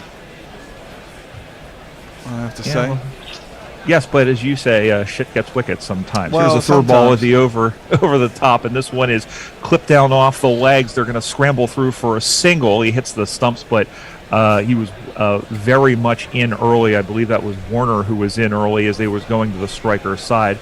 It's another single, 57 for 1, halfway through the 6th over. Marshall on 22 off of 18. Nearly up with England's power play score, Yep. and 3 more balls to do it. You mentioned shit gets wickets. You can get a t-shirt with that on GorillaCricket.com. Just go to our merchandise store. That and loads of other amazing things Yeah, at shower very curtains. reasonable prices are there for you. Shower curtains, GorillaCricket.com, and it's all there. You can easily find it. And as we mentioned before, do the Patreon thing. It's there's a lot of really good content. The Smaximum, the Bishop and the Bear, all that good stuff as well. 4th ball of the over the wicket, and again clipped in off the legs. In fact, it may have just barely hit the bat before it got the legs, and they come through for another single. Warner goes on the 31 off of 14. And Australia, we'll see what they call a leg or not. Either way, they're 58 for 1. Yeah, it is a leg by. Yeah, it's definitely a leg by. No bat on that, but yeah, as you say, up with a score, and if England carry on bowling like this, you can see Australia doing it. England needs to get a wicket or 2. Obviously, the field goes out at the end of this over, and probably Beautiful. Adil Rashid bowls the 7th over would be my bet. Beautiful shot of Optus Stadium, aka Perth Stadium. This one again is in on the leg stump, and that one is turned to the onside. They're going to go for 1. The 2 is the call, however, and they'll come back for an easy 2. Marsh goes to 24, and racking up the runs off of Sam Curran here. He's now given up 7 from 5 balls. Someone needs to calm this batting down. I think England will be glad to get out of the power play. I don't think they'll panic. I mean, Australia Warner has been. Go on. Sorry, go on. No. I was going to say Warner has been in fine touch. He has And indeed. he's looking like a man who has been, and still is. And Australia found it hard at the beginning. They dragged us back later, didn't they? I mean, this is the thing. If you can start taking wickets, you can slow things down quite dramatically. Last ball of the over from Curran, and that one again is clipped to the onside. And the question is there a fielder there? The answer is yes, and it looks like they're going to try for another 2. It's a direct hit, but he was back in time. The ball ricochets away, and looking to try and catch Warner unawares, but unable to do so. So I believe that was that they did come back for 2 on that. We'll wait for the score or one of the two of you to tell me. In fact, they have Australia at the end of the power. Go ahead. Are they not going to look and see if that was a run out? Because it was direct hit. No, yeah, he looked safely into me. He was in. Me, yeah. He was in by a good step. So so they'll finish the power play 62 for 1. They're 4 runs ahead of where England will be. Their target is 209, and we go to one of the two guys with beards for tweets. That'll be me, I think. Yep. Emily Elizabeth enjoying her coffee, 5:15 in the morning, or it was when she typed this. I really like the Aussie team too. Will be a fun match in my opinion. She also thinks the coffee is going to help make sense of the commentary. I wouldn't guarantee that for a moment, I've got to be honest. Our friend Pokey says Wood can be out for half a season for wearing the wrong socks. Suter They tells us are, Brian. in fact, excuse me, they are in fact reviewing it, and they did say not out. Continue, Tone. What a surprise. Suter Who's reminding us you've done ball by ball before, which indeed you have. He also says Nonsense from the Sofa, GC's self-published book title. Love it, says Emmy Elizabeth, and I make strong coffee. We'll try to keep up. Yes, please do. Mark Wood is now back in the attack, and that one is an atta-ball right at Moeen Ali off the bat of Warner. And there is no run. And, well, the good news with Emily, at least, if she's trouble making heads or the tails, at least it's in her native. This for the next 5 overs, it'll be in her native accent. But I guess Midwesterners, and I know she's from the Midwest. I guess Midwesterners have a slightly different twang than the Philadelphian twang. Chicago. So to speak. I Yes. think I'm right in saying. Yeah, she's from Chicago. One of my favourite cities in the world, I might point out. I love it. Big fan of Chicago.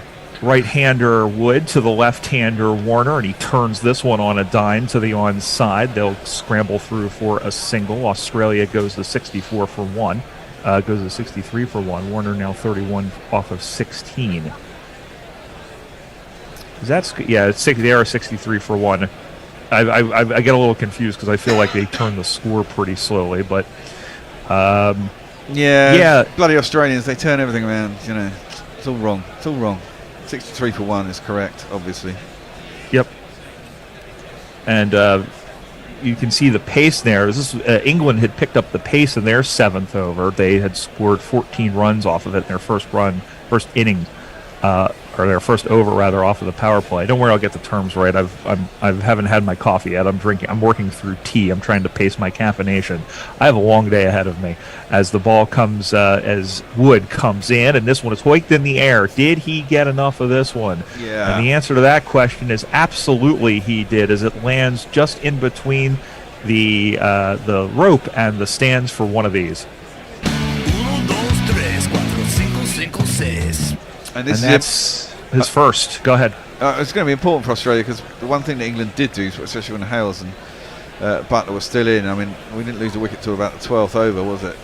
They kept hitting the boundaries out of the power play. Just kept on going and going and going.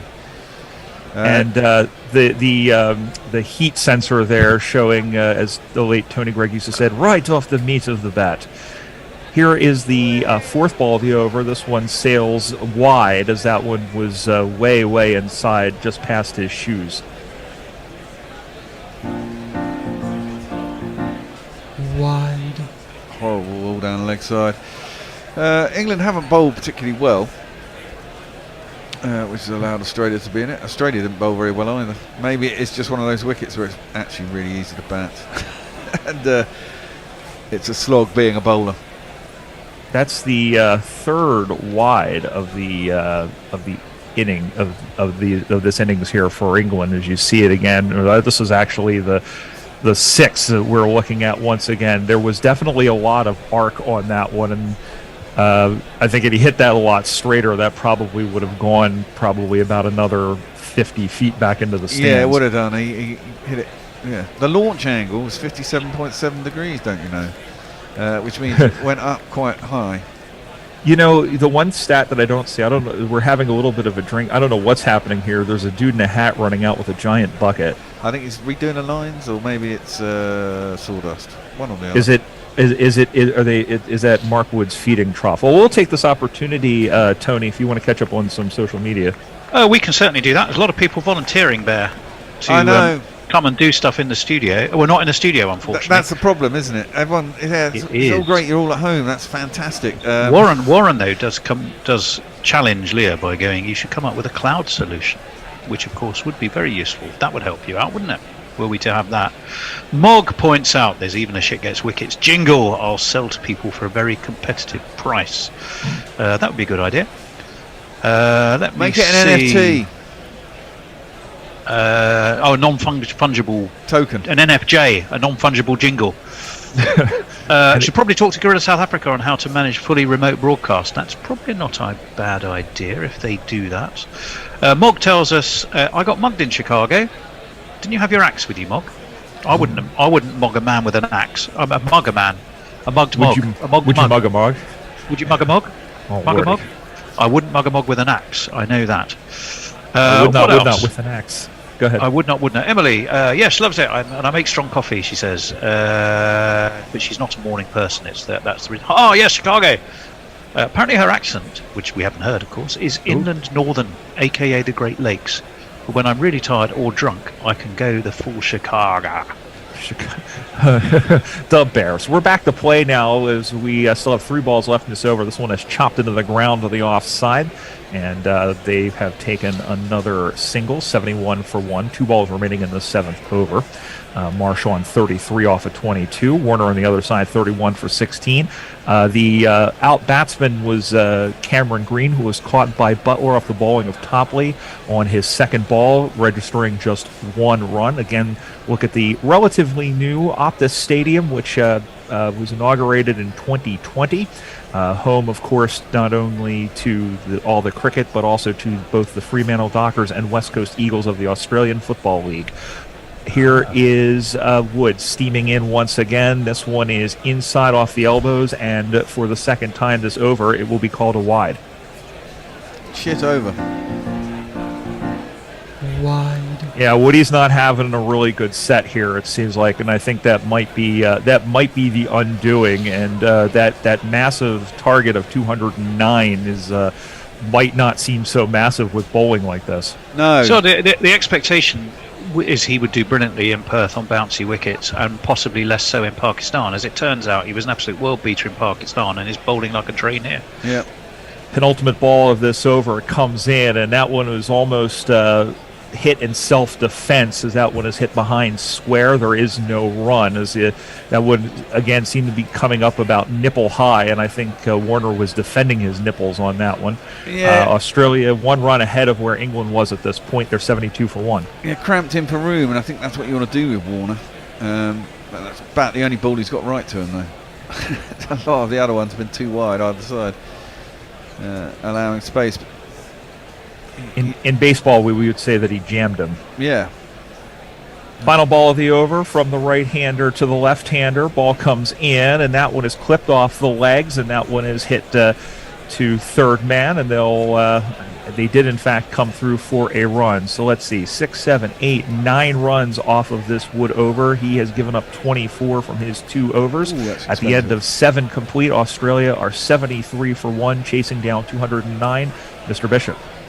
Yeah, Leo was saying, never thought about it before, but you can absolutely call wood a tree's meat. I guess we're discussing meat of the bat there.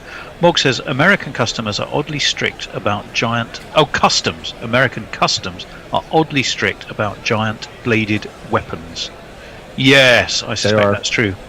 Warren says, is Emily Elizabeth prepping for the marathon? Is the Chicago Marathon coming up? Leah says they use StreamYard, yeah, which we do know, of course, which basically allows you to do a broadcast on a remote server, also consolidates all comments from the various platforms you stream to. Yeah, these are all true, but they still have to have a broadcast outward engine, such as Wirecast. And no, they don't actually. Do on they Streamcast, not? Yeah, but that means we can't. I don't know how we do that to the radio feed, for example, and the jingle cart is in here, and we got a very different setup to what they got in South Africa. Sam Curran continues as this one is cut to the offside. Just he kind of poked at that one more than anything, and they come through for a single. My feed has ground to a halt, but there we go. They're on the 74 for 1. Marsh will take the strike. Both Marsh and Warner on 33 runs. I'll tell you that I wish I was able to help out more in the next. I'll be available the next couple of weeks, but this week is the USAFL Nationals, so I'll be screaming into a variety of microphones about Aussie rules football for the next few days. Great stuff. In California, so that's fun. Curran's second ball of the over comes in, and again off the legs. There's but right back to him that was a much better ball. That's probably the best ball I've seen. Any of the England bowlers' ball. There is no run. Yeah, it was full. Squared him up, didn't it? Yeah, it's still swinging a little bit as well into the pads. They still need 10 and over. There's not much to choose between these two teams in history. 10-9 to England, 1 no result. They are incredibly matched.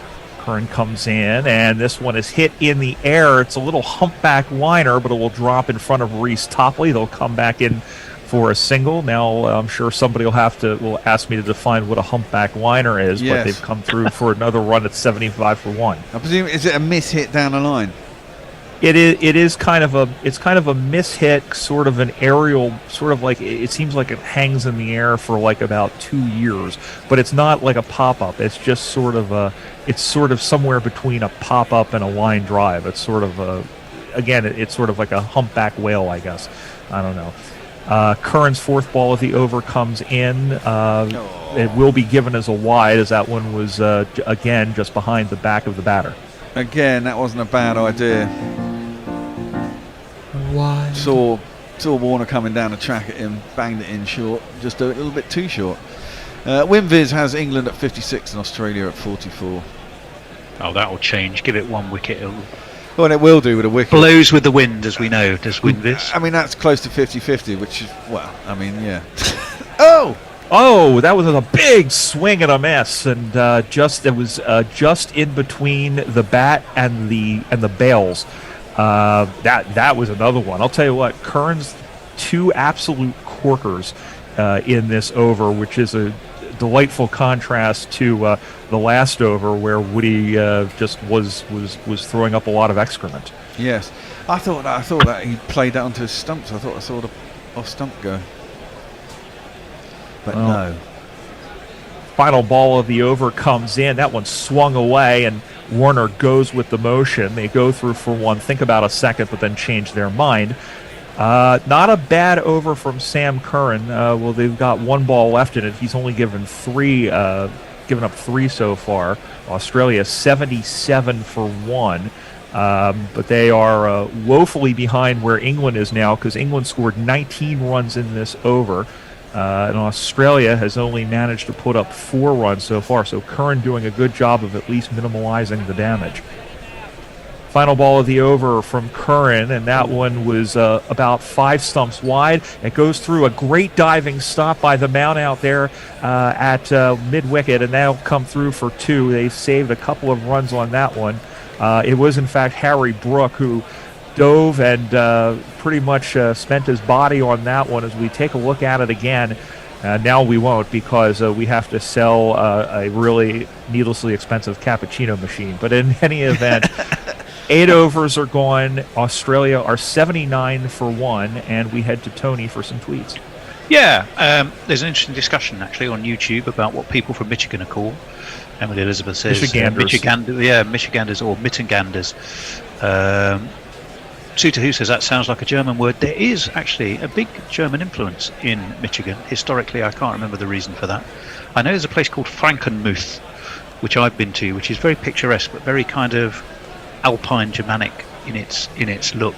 So there has been a lot of settlement of German folk there, I think. Craig Nutley on the Gorilla Cricket website says you're currently covering Pakistan versus England. Yes, I've just seen that, and I'm just changing Get it right, now. guys. Yes, well, our technical department was on the piss basically last night. Probably hasn't had time to update it. I forgot. That's the one thing I forgot. In its defence, there's so many things to remember when I come in here, and that's the one I did forget. I know. All right, we have a little bit of spin, and we'll jingle up the bowler in a moment. And Warner says, thanks for the spin. I'm going to dispatch it straight down the ground for a maximum. You're going to hear a series of jingles. First one of these, and then one of these. Add a Richard on the 45. Rashid on the 45. Adil Rashid on the 45. Adil Rashid on the 45. Well, Adil Rashid is on a pace to give up 45. Here's the second ball of the end as he dances in, and this time Warner opens up the face of the bat, strokes it to the offside. He'll come through for a single, and Australia all of a sudden now are 86 for 1. Warner 41 off of 23. That is his, I think it's his second 6 of this innings. So let's see if Rashid, I believe this is the first spinner in the innings. I caught. Yes. Yeah. Swept and bowled for Australia. Got tanked as well. Well, of this particular one, that one is in, and I think he's bowled him, and he absolutely has. Well, he's gone from giving up a 6 2 balls later to an absolute plunker as the stumps remain intact, but the the offside bail has gone, and so has Mish March, who has scored 36 off of 26. As we look at it one more time, absolute beauty. It was a missed time just under the bat, and what a job by Rashid to get the second wicket of the innings. Yeah, it was a googly, wasn't it? He didn't pick it whatsoever, and that is what Adil Rashid is so good at, coming in, just knocking his bails. We'll give him a jingle. I won't look back, 'cause by the time that I do be gone. I love Rashid's motion, and this is one thing that I've seen a lot in the games here in the USA. I love watching the bowlers with that sort of 45-degree approach in and big looping deliveries, and that's what it is. So 86 for 2 with 3 balls left in the 9th over. Here's the new Aussie batsman.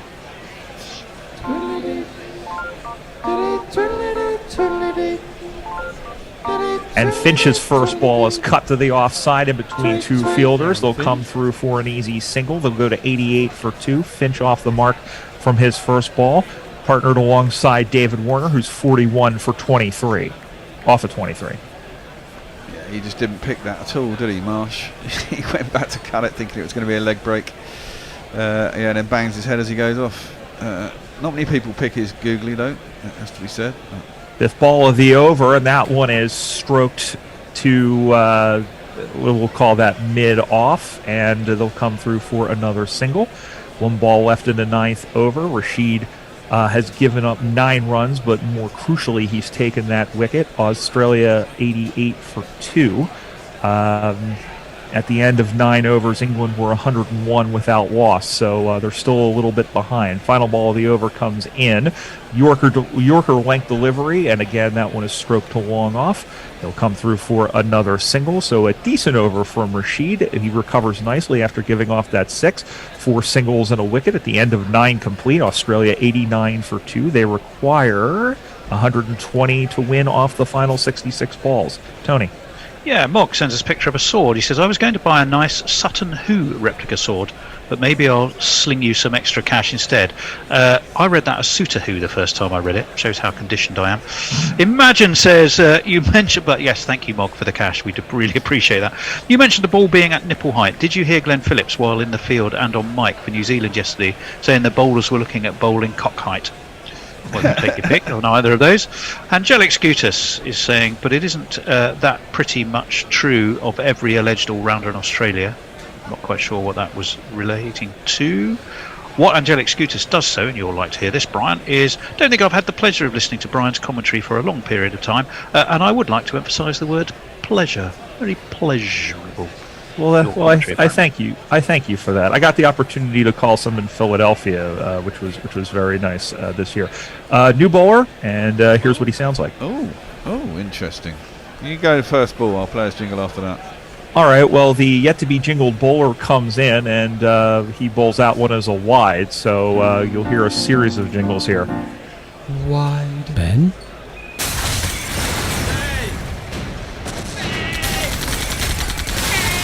Well, there's the other. Ben Stokes.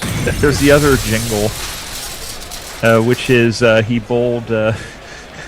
Ben Stokes bowled, and the umpire called him. But no, he didn't. Never mind. I shouldn't be making these jokes without coffee. So here comes the first actual, honest-to-goodness, legitimate ball of this oval, and this one is hoiked over mid-wicket.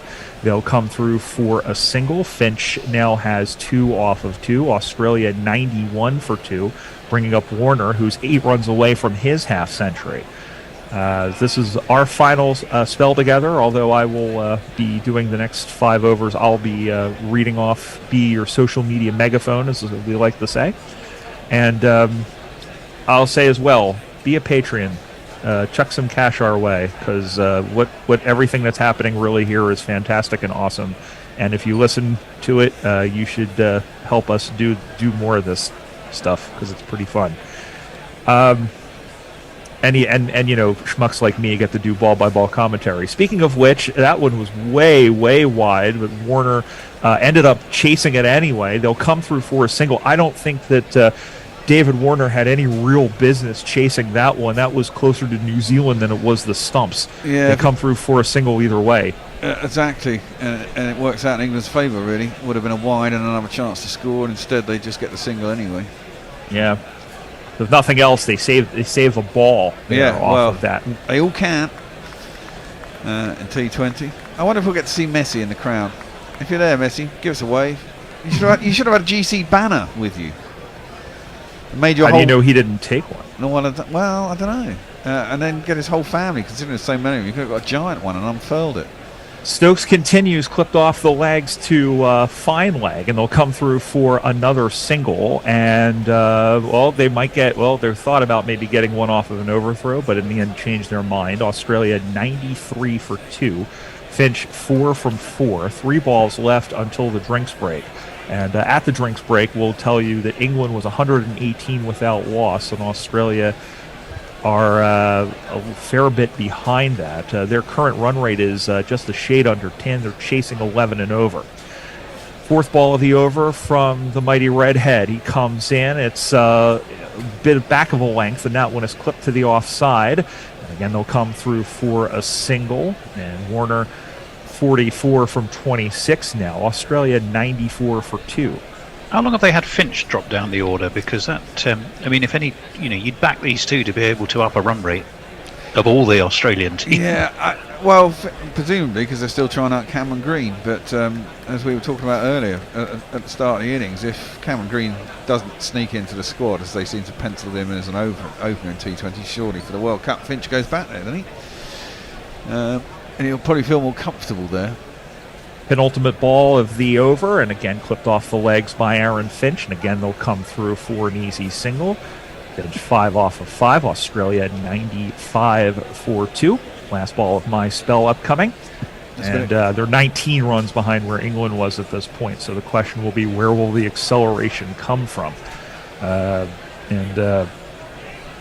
It also depends on who they throw up for bowlers. Let's see.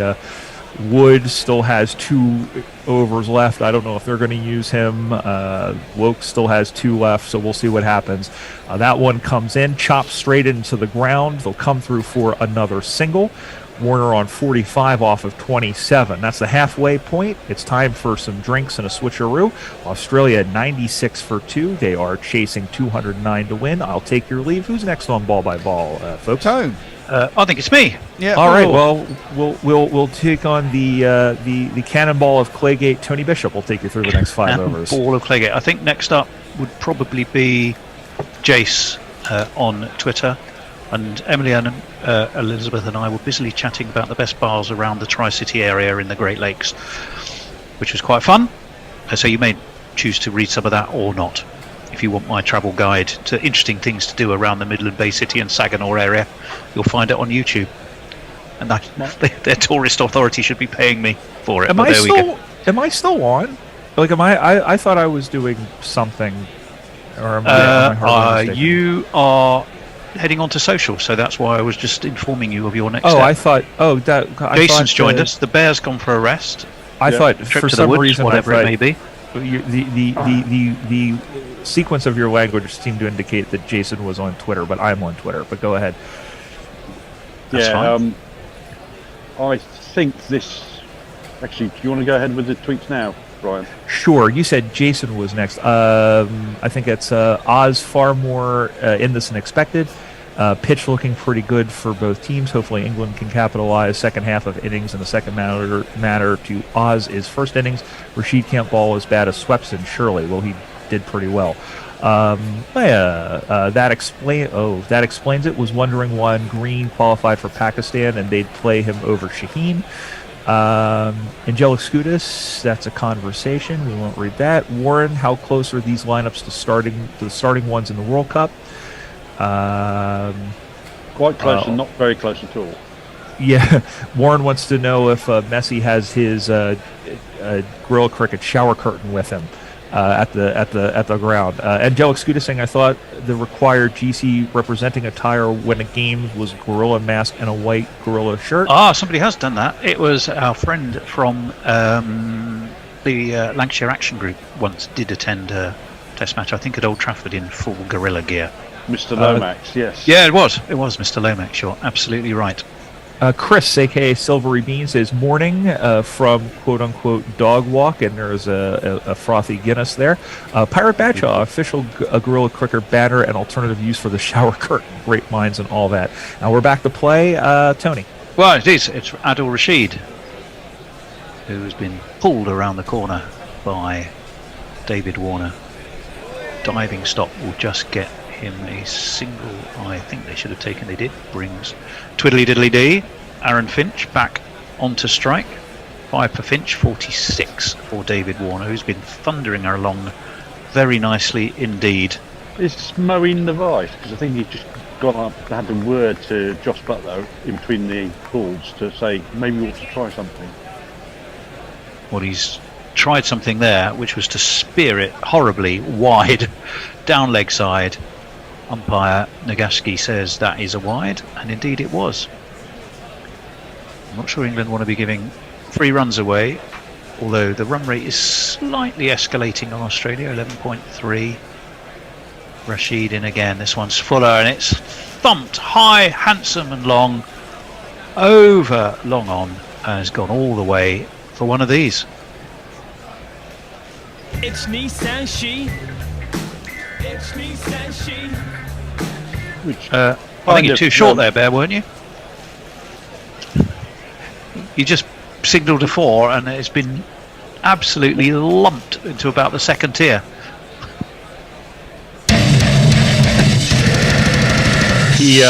Rashid again, what's he got in reply? Full length ball on off stump. Finch steps back, carves away towards extra cover. They do rush back for 2, but they had to put on a bit of a spurt to do it. They just got there. Finch. No, he's gone straight to. I think they've gone straight to review on this one, Tony. And I'll tell you what, there's a matter of centimeters in that one. That's too close to call on the naked eye. I think. So?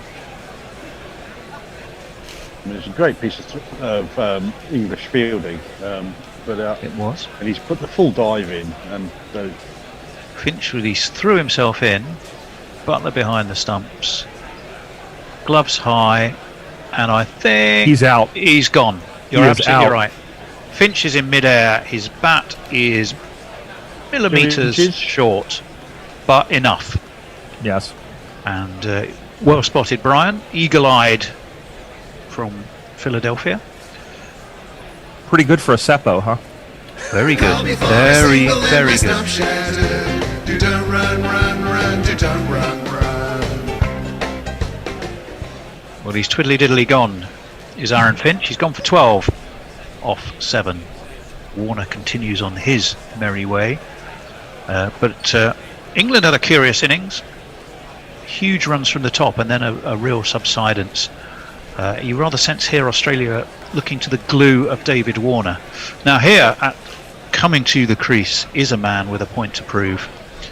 Side injury, not necessarily nailed on. Cameron Green, although he hasn't really helped his cause in this game yet. But Marcus Stoinis is the new man, and he is one I suspect who will have his will be wanting to put on a show, let's put it that way. 105 for 3 are Australia. 46 off 28 for David Warner. Yet to face strike is Stoynes.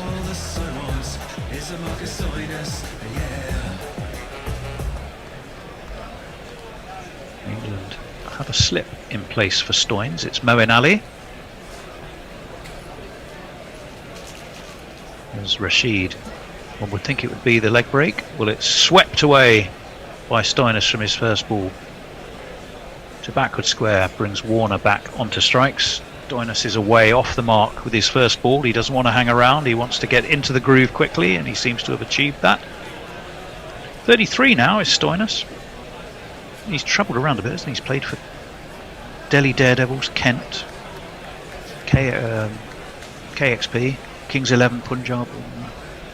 This one hauled by Warner, the left-hander, and it is bisected long on and mid-wicket and gone all the way for 4 runs. 1, 2, 3,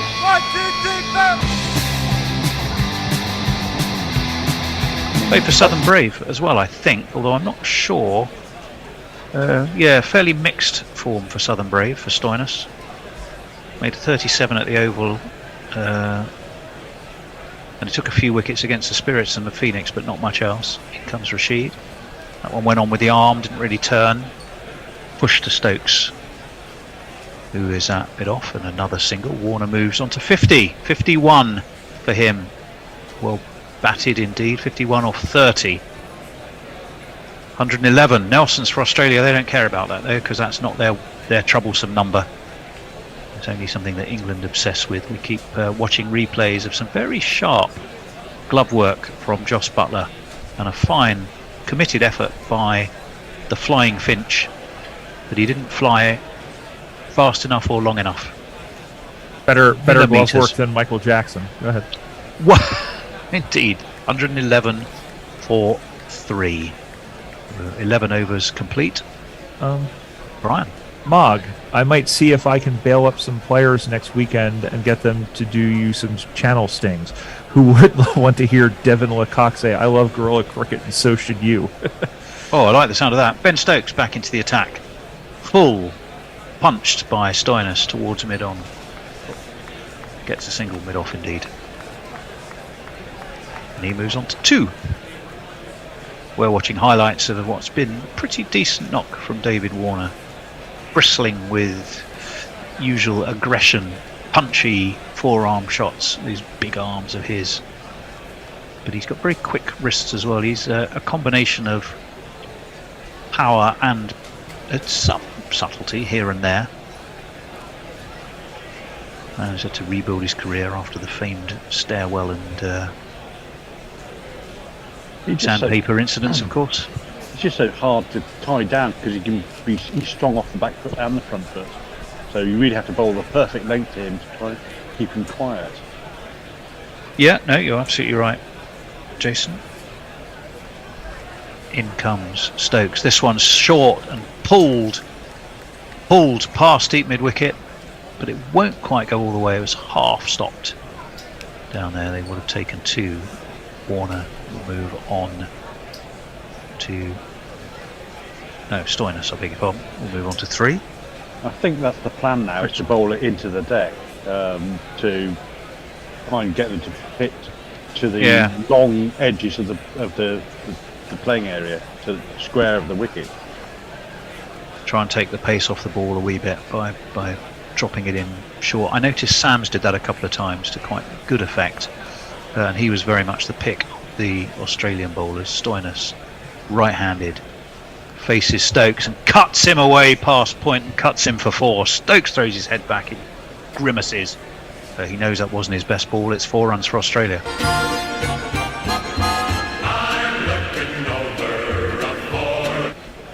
7 of 3 balls in this one so far. 118 for 3. Staying in touch, Australia. Currently going at over 10, which means they're just short of the 10.96 or basically 11 that they need. So they've caught up as we wait for Stokes again. Short, and he has Stoynes having to jump and given as wide because that bounced so high. Umpire Donovan Cox has no doubt that that's a wide. but a wide on height. I really think that needs a new name. A wide on height just sounds weird a to high. me. A high, yeah, indeed. And then you can get natural highs and legal highs then. Stoinis. 7 off 3 for him. That's down leg. He top edges it rather. Butler goes chasing after it to where a leg slip would have been. Long leg too deep. Another single for Stoinis.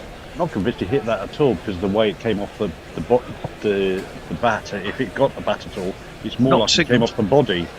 Well, yeah, definitely not signalled as a leg by. We'll have another look. You may be right, Jason. No, I think he got a bit of glove, that's bat right. handle, but very high off the bat, no leverage, no nothing. Definitely one to the score for Stoinis. He's moved on to 8. Stokes should have just 2 balls left. He's bowling them to David Warner. That's Fuller. Warner steers him towards mid-on, gets a single. Stokes goes chasing and then realises someone else has the job in hand. So he's not going to expend any more energy. Still not been the best of overs. 3, 7, 8, 9, 10 off it so far. So it keeps them up with what they need to be on. Be interested to work out from the rest of the game who's going to bowl what. Are they going to give Stokes overs to get him back into fitness? Are they going to give Wokes overs, or are they going to protect Wood? Yeah, Wood's been a bit of a conundrum after such a sterling display in Pakistan. This one is punched off his hip out to square leg by Stoinis. Gets himself another single. He'll move on to 9. 9 off 5 for him, 53 off 32 for David Warner after 12 overs. It's 122 for 3, and Australia are very, very much in this. Brian.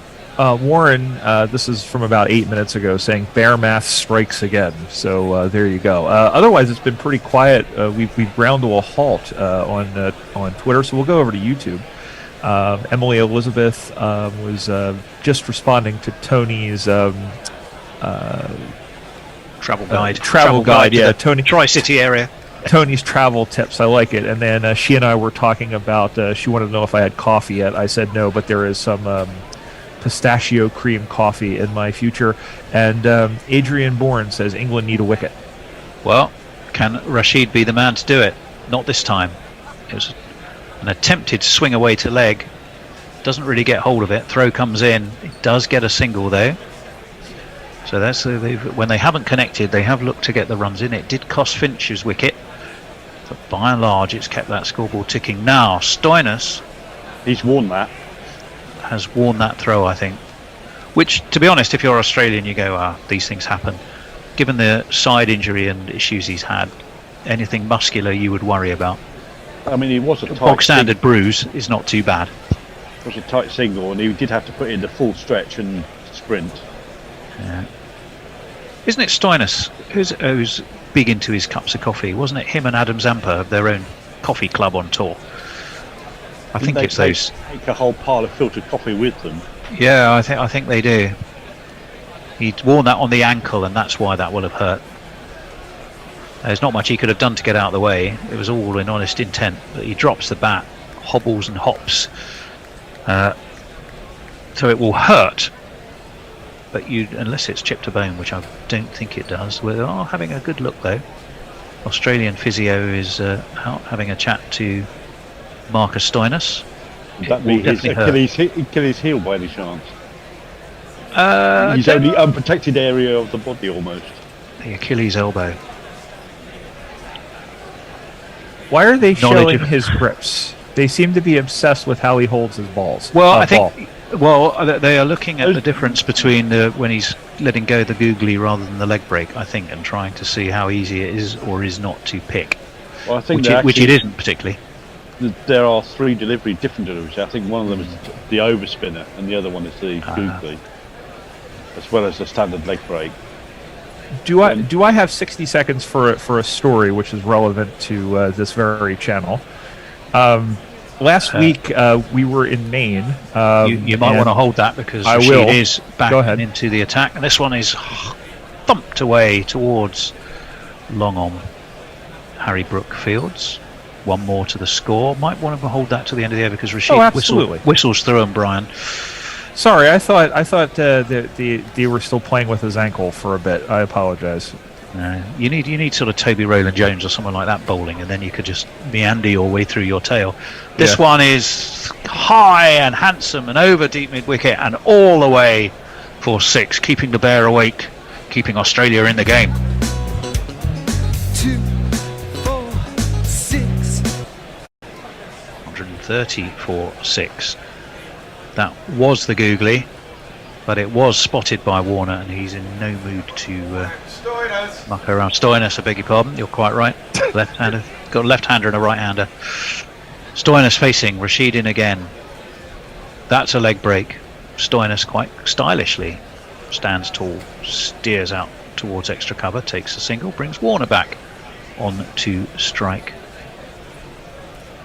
6, 7, 8, 9 off this over so far from Rashid. Winviz has still England at 51-49, but that's as good as saying it's pretty even, I reckon. That's a coin toss. In comes Rashid, pulled away, backward a square.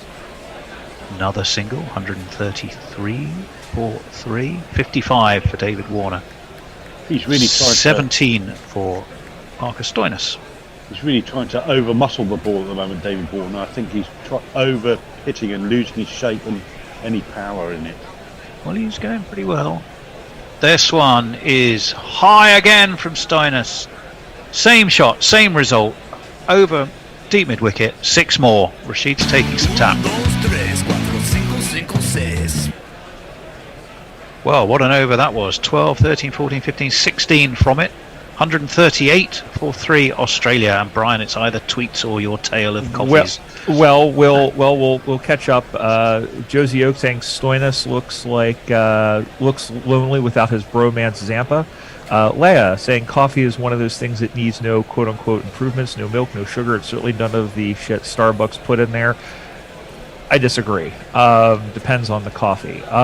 Here's the story real quick. You'll appreciate this. So we were in Maine last week, and while we were trapping around, her and I, while my wife was at work, we were listening to Guerrilla Cricket's coverage of England-Pakistan, and with no embellishments, me not saying what it is or anything.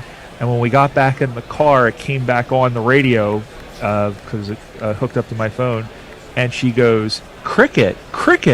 So you are influencing small children. So bravo. Brilliant. That sounds slightly dodgy when you say it like that, but we think we know what you mean. Left arm attack now, Topley.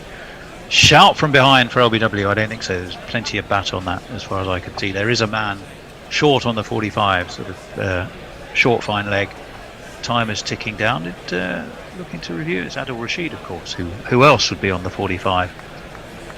Just a single then from Topley's first delivery of this part of his spell. Another man who emerged with huge credit from Pakistan did Topley. Bowled very well there. I'm just going to have a look at his figures. What did he get in Pakistan? 1 for 22, 2 for 37, 1 for 3 and 1 for 34 in his bowling stints. In he comes, left arm over. That's guided superbly high. Lofted over backward point and lofted 2 bounces into the fence by Stoinis for 4. There's not one boy for me, I must have 2 or 3, I need 4. They're ahead of the rate. Current rate's 10.73, the required rate 9.9. Australia are motoring and England are labouring. Yeah, that was nicely done. That taking a play out of Alex Hales's book in the first innings and just guiding the ball up and over and just getting the placement right and not worrying too much about the power because the bowler's providing more of that. Topley going to come around the wicket to Stoinis, who pulls him high and doesn't really get hold of it, and then will just take a single out towards mid-wicket. 6 off the over so far, 1 for 22 in total for Topley, and he's bowled 2.5 of his allotted 4. Australia move on to 144 for 3. They stay ahead of the rate though, but not by much. Pretty interesting stuff. England could do with a wicket, otherwise this is going to get far too close for comfort, I think. It is. Again, we go back to what the aspiration for these 3 games is. That's wide and swinging wider and signalled as wide by umpire Koch. Wide. Didn't really control the swing there. It certainly swung, but it started wide and went wider from Reece Topley. He's got that magnificent mullet. Not that that helps him control his swing, of course. From one point of view, this is the perfect warm-up for England because they're getting a competitive game, but it's only a good warm-up if you actually win the match at the end of the This one's pulled away down towards deep backward square. Another single to the score. On to 57, Stoinis 28. Sorry, Tony. There's an American sports host here named Dan Lebitard. When he talks about when he hears about friendlies in soccer, he goes, "I don't care about friendlies. I care about unfriendlies." Yeah. Well, again, a lot of sports depends who you're playing. Friendlies can turn ugly. Sometimes they can be really boring. In soccer, stroke football, to give it its proper name, multiple substitutions in friendlies are really distracting and make them really rather dull sometimes. This one's pulled by Stoinis back at a square. Round comes Rashid, who's down at fine leg, and he comes galloping around. We'll restrict them to how many? Two indeed. 147 for 3. One. Oh, they only took one? Yeah. Wow. Yeah. I was sure, given the amount of room distance he had to run, that they would get comfortable to there. Yeah, they really should have got more than one. That's unless one was a short run, might be worth another look. No, we're actually Stoinis pulls. It's a little bit slow. He was rather admiring his handiwork. I think he thought it was going for 4 and was very slow off the mark. This one is shorter by Topley. Given as wide again. Ooh, I'd like to have another look at that. Topley looks bemused. I'm with him on that one. Jason, what did you see? But to me, that didn't look particularly wide. I thought the batsman crouched. I mean, okay, it's worn. He's not particularly tall. Oh, it's on height again. It's height. Yeah. It's when height, when he stands up, he is. It's above his head height, so it is a wide. But so it's a wide on height again. That is the 10th wide in this innings. 148 for 3. Topley in. Driven uppishly, I think, on the bounce. It's going to go all the way through extra cover. Is it going to find the boundary? Yes, it is. Rather limped apologetically into the sponge, but it's still 4 to the score. 4 to the score, and 150 up for Australia. 152 for 3. They are making a fine fist of this chase, and England, Jason, I think, might be ruining how they let their innings rather fizzle. Yep, that was just the point I was going to make, in that we're now seeing that this pitch is an absolute belter in the main, and England probably didn't maximise their potential runs from their first innings. Well, they didn't. Anyway, Brian. Yeah, really quickly. Messi saying, has England just inflicted the injury on Steins needed to get Green into Australia's World Cup team? No. Mog around the grounds. New Zealand beat Bangladesh earlier, and South Africa is 5 for 255 after 44. That may have changed. That was 7 minutes ago. And plus, the Thai women beat Malaysia. Thailand got screwed out of the World Cup, and yet here they are, beating Pakistan, giving India a game, and beating Malaysia, and they aren't playing in the World Cup because they got absolutely fucked. They did indeed. Mark Wood is back into the attack, and he's immediately dispatched over long on by Marcus Stoinis for a maximum.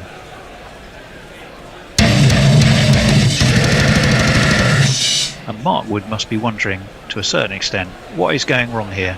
Why was it all going so right in Pakistan? On the wickets I was supposed to be rubbish on, and on the hard bouncy Western Australian wickets I was supposed to be tailor-made for me. I'm getting absolutely mullered. Such is life, Mark Wood, I'm afraid. Things don't always work out. None for 30 off 2. He's been really expensive. That's a better ball. Cramps Stoinis, who tried to pull rather top edge as it dropped short of mid-on, and it is a rare dot ball for Mark Wood, and he just put his back into it perhaps a little bit more and really did cramp Stoinis for room on that. 158 for 3. We're 2 balls into the 15th over. Stoinich cramped himself when he went so far to the offside that if he stayed in his normal position at delivery, he'd have had an easy offside shot. You're right. You're absolutely right, Jason. And I mean, as expensive as he has been, a couple of quick wickets by Mark Wood, you'd settle for the runs because the wickets would be quite disruptive, one feels, for Australia at this stage. They certainly were for England because once Hales and Butler had gone, they just kept falling. Would it be the finisher, Matty Wade? I suspect so. You've still got Steve Smith to come, remember. As we wait, right arm over Wood. That's high. Has he got enough? It's away towards extra cover. Is there somebody underneath it? There is. Have they taken it? They have. I think it was Dawid Malan falling backwards, tumbling. Wood has got the wicket. It was the extra pace that meant that Stoinis couldn't quite get on top of it. And Wood has done the trick. Australia have lost their 4th wicket, 158 on the board.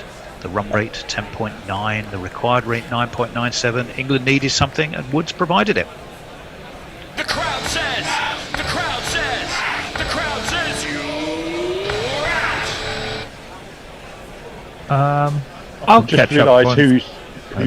who's going to come in now. It's going to be Tim David, surely. You would expect possibly so, yes. Let me get caught up real quick, if I may, before I exit stage left. Jersey Oak saying Starbucks has to disguise the fact their coffee is not great. Yeah. Mog saying I think Shikhar Dhawan looks better with mustaches. Messi Jez says he didn't have any shower curtains with him, but he did give away a few fridge magnets of Gorilla Cricket, so good for him. GC Radio Naked Fun Pornbot apologizing to Hazel, and then also saying in the same sentence, cock height is in the eye of the beholder. And Leia saying, I always feel that American sports commentary is weird. Take baseball. The tone could be described as a lobotomized TMS.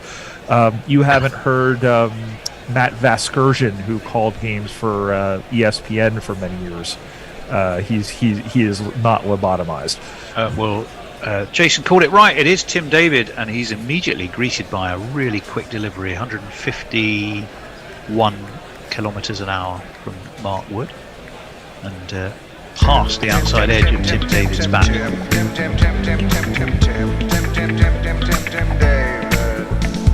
Man from Singapore, of course, signed by Mumbai Indians for 1.5 million Aussie dollars in the 2022 cattle market that is the IPL sale season or buying season.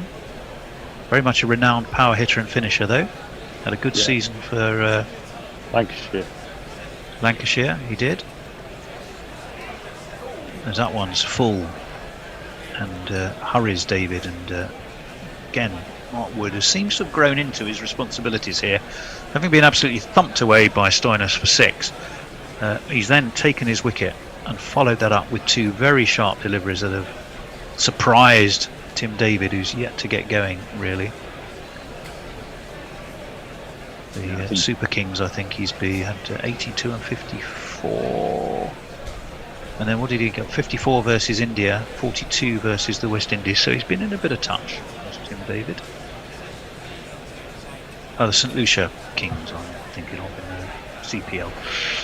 That one is pulled high. I think he's going to go. He is. He's gone straight down the throat of the fielder down there, which is Dawid Malan. It's another wicket for Mark Wood. What did I say? What I did say was if he takes 2 quick wickets, it will all look rather different. He's got Tim David. David's gone for naught. So get on your bike and take a hike right out of here. I must have a crystal ball and a glass eye and a wooden leg. Extraordinary. Nostratoni.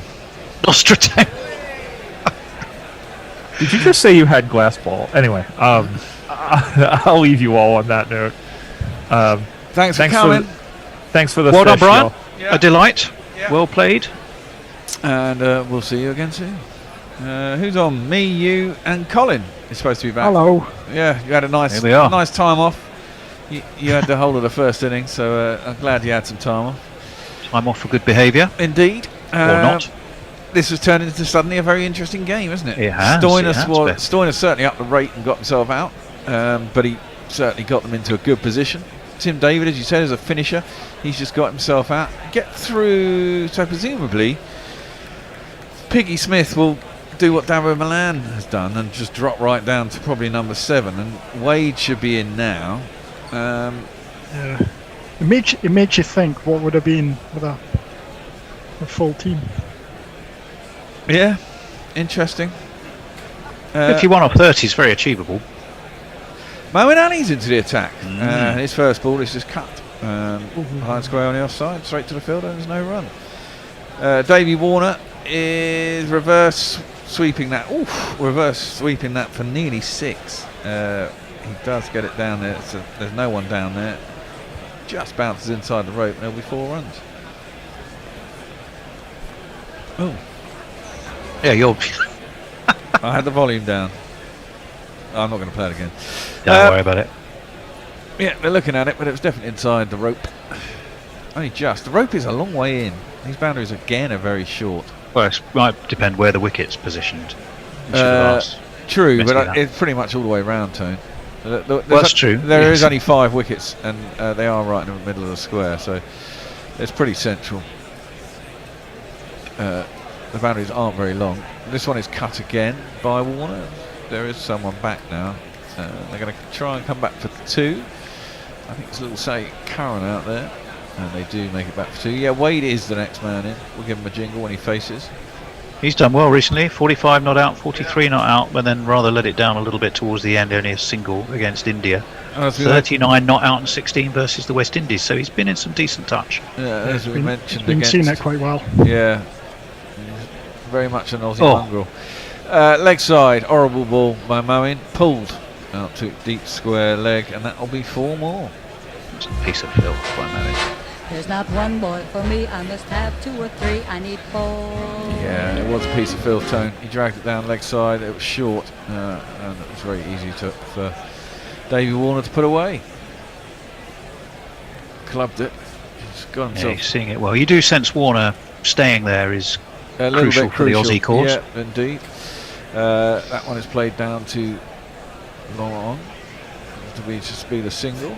169, so they need what, 40 off 4.1 overs. So it's basically 10 and over, and they're keeping up with the rate. The wickets, though, are the thing. They've lost 5 of them. You get another 2, they might be able to slow things down. I presume all the Aussies can give it a lump.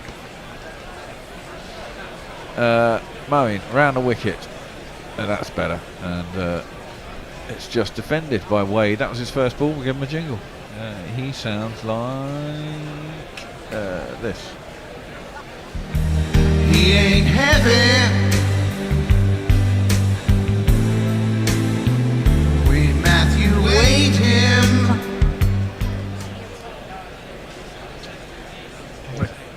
A talented junior footballer was Matthew Wade in his younger days. I think that's Aussie rules football.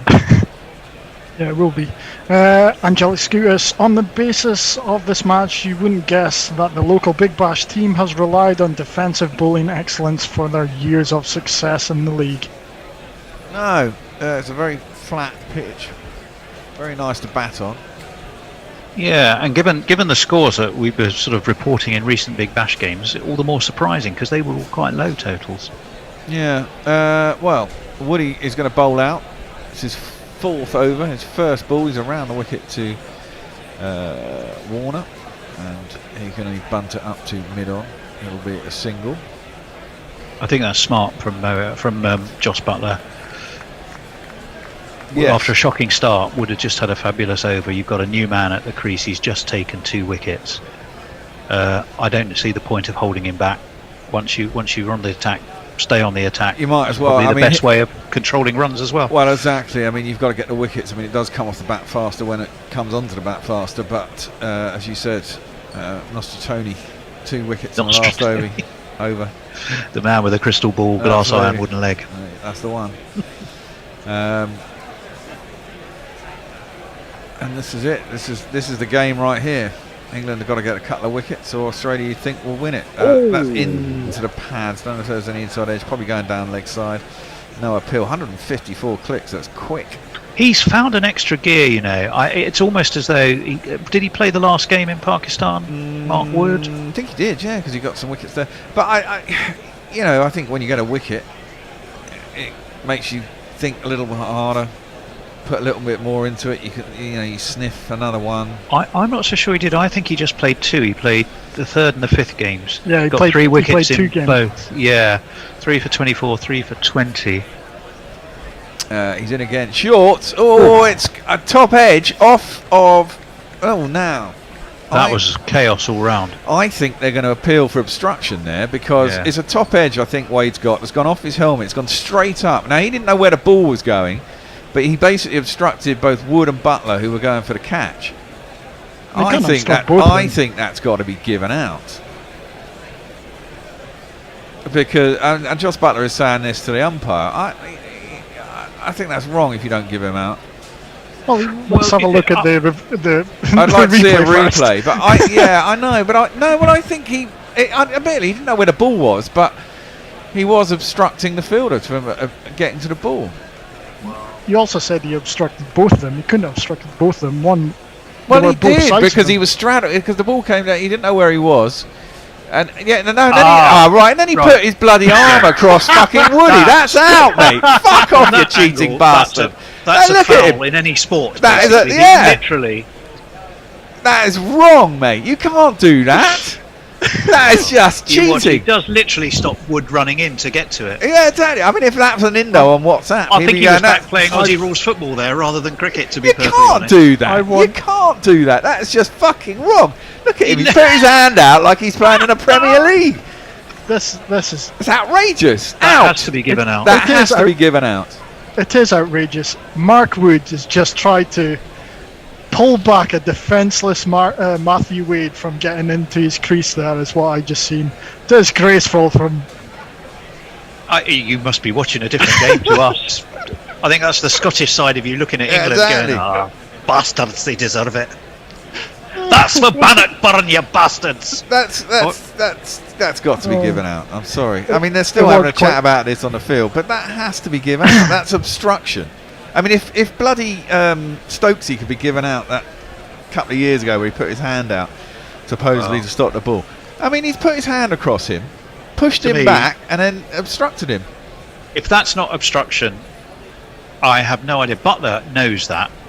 Mark Wood knows that. Matthew Wade must know that. Exactly. I'm sorry, the umpires have a job to do here. I think indeed. Butler, I'm not sure, to be honest, Butler actually... I think Butler pulled out of going for it. No, what? He's not been given out. That's a fucking disgrace. If they win now, it's more cheating for the fucking Australians. As that one is cut behind square. Out to the boundary, and it's going to be back for 2. That is fucking disgraceful. I mean, you might as well give him a submachine gun and have him shoot a couple of England players. Because to be perfectly honest, if that's not given as foul play, then anything goes. That is wrong. Absurd umpiring decision. It is an absurd umpiring decision. I think you pair are going to have to give me a lot of time at the end of the over for tweets. Okay. That's man, I can't believe that. That's so wrong.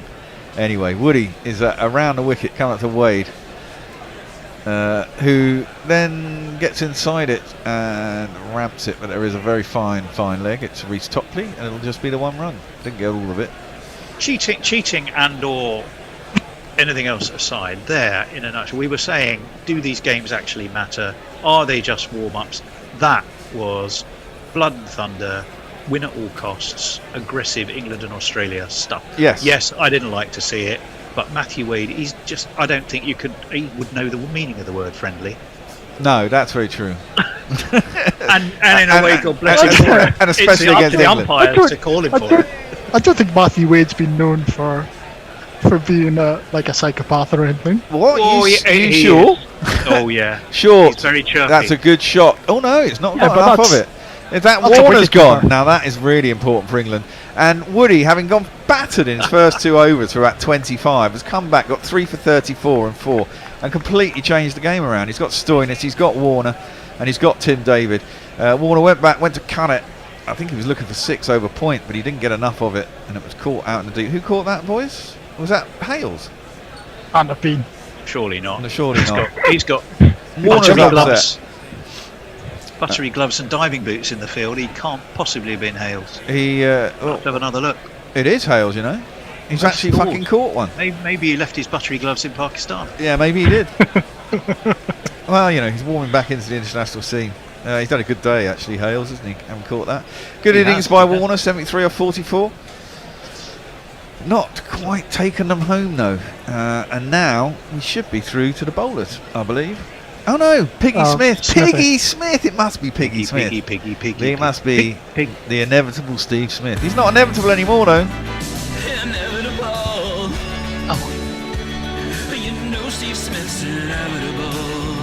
No, I don't even think he's coming in. Interesting to see. Well, who's their biggest hitter? Who can get them back on track run rate wise? Maybe they think Kane Daniel Sands Richardson. is? Maybe. Do you want to get through some tweets? It's the end over. Angelic Skewis, let's just say I'm very pleased for Gorilla Cricket in this series and plan to reacquaint myself with the ABC Grandstand for much of the rest of the summer. No, Sam's has came in. Right, Sam's has come in and it's been played out into the leg side. Of course, there's no one in the infield and they get back for 2 because it was so badly hit. Oh dear. I'm still trying to get over that cheating by Wade. Oh well. 175 for 6, the Australians. And can England force open the door? Still in the balance. They've still got hitters. I mean, they're only 34 of 17. It's 2 a ball, I suppose. Jammed into Wade's legs. He managed to get back down on it. It goes behind square. It'll come back for 2. It's definitely going down to the last over here, boys, I think. I've just read on Twitter Angelic Scootus's critique of my commentary, which is making me chuckle. What did he say about you, Tone? Well, I'm not reading tweets. I'll have to leave that to wee Colin. Wade facing up. 7 off 7. Got a lot of lefties, haven't they, in the Australian side?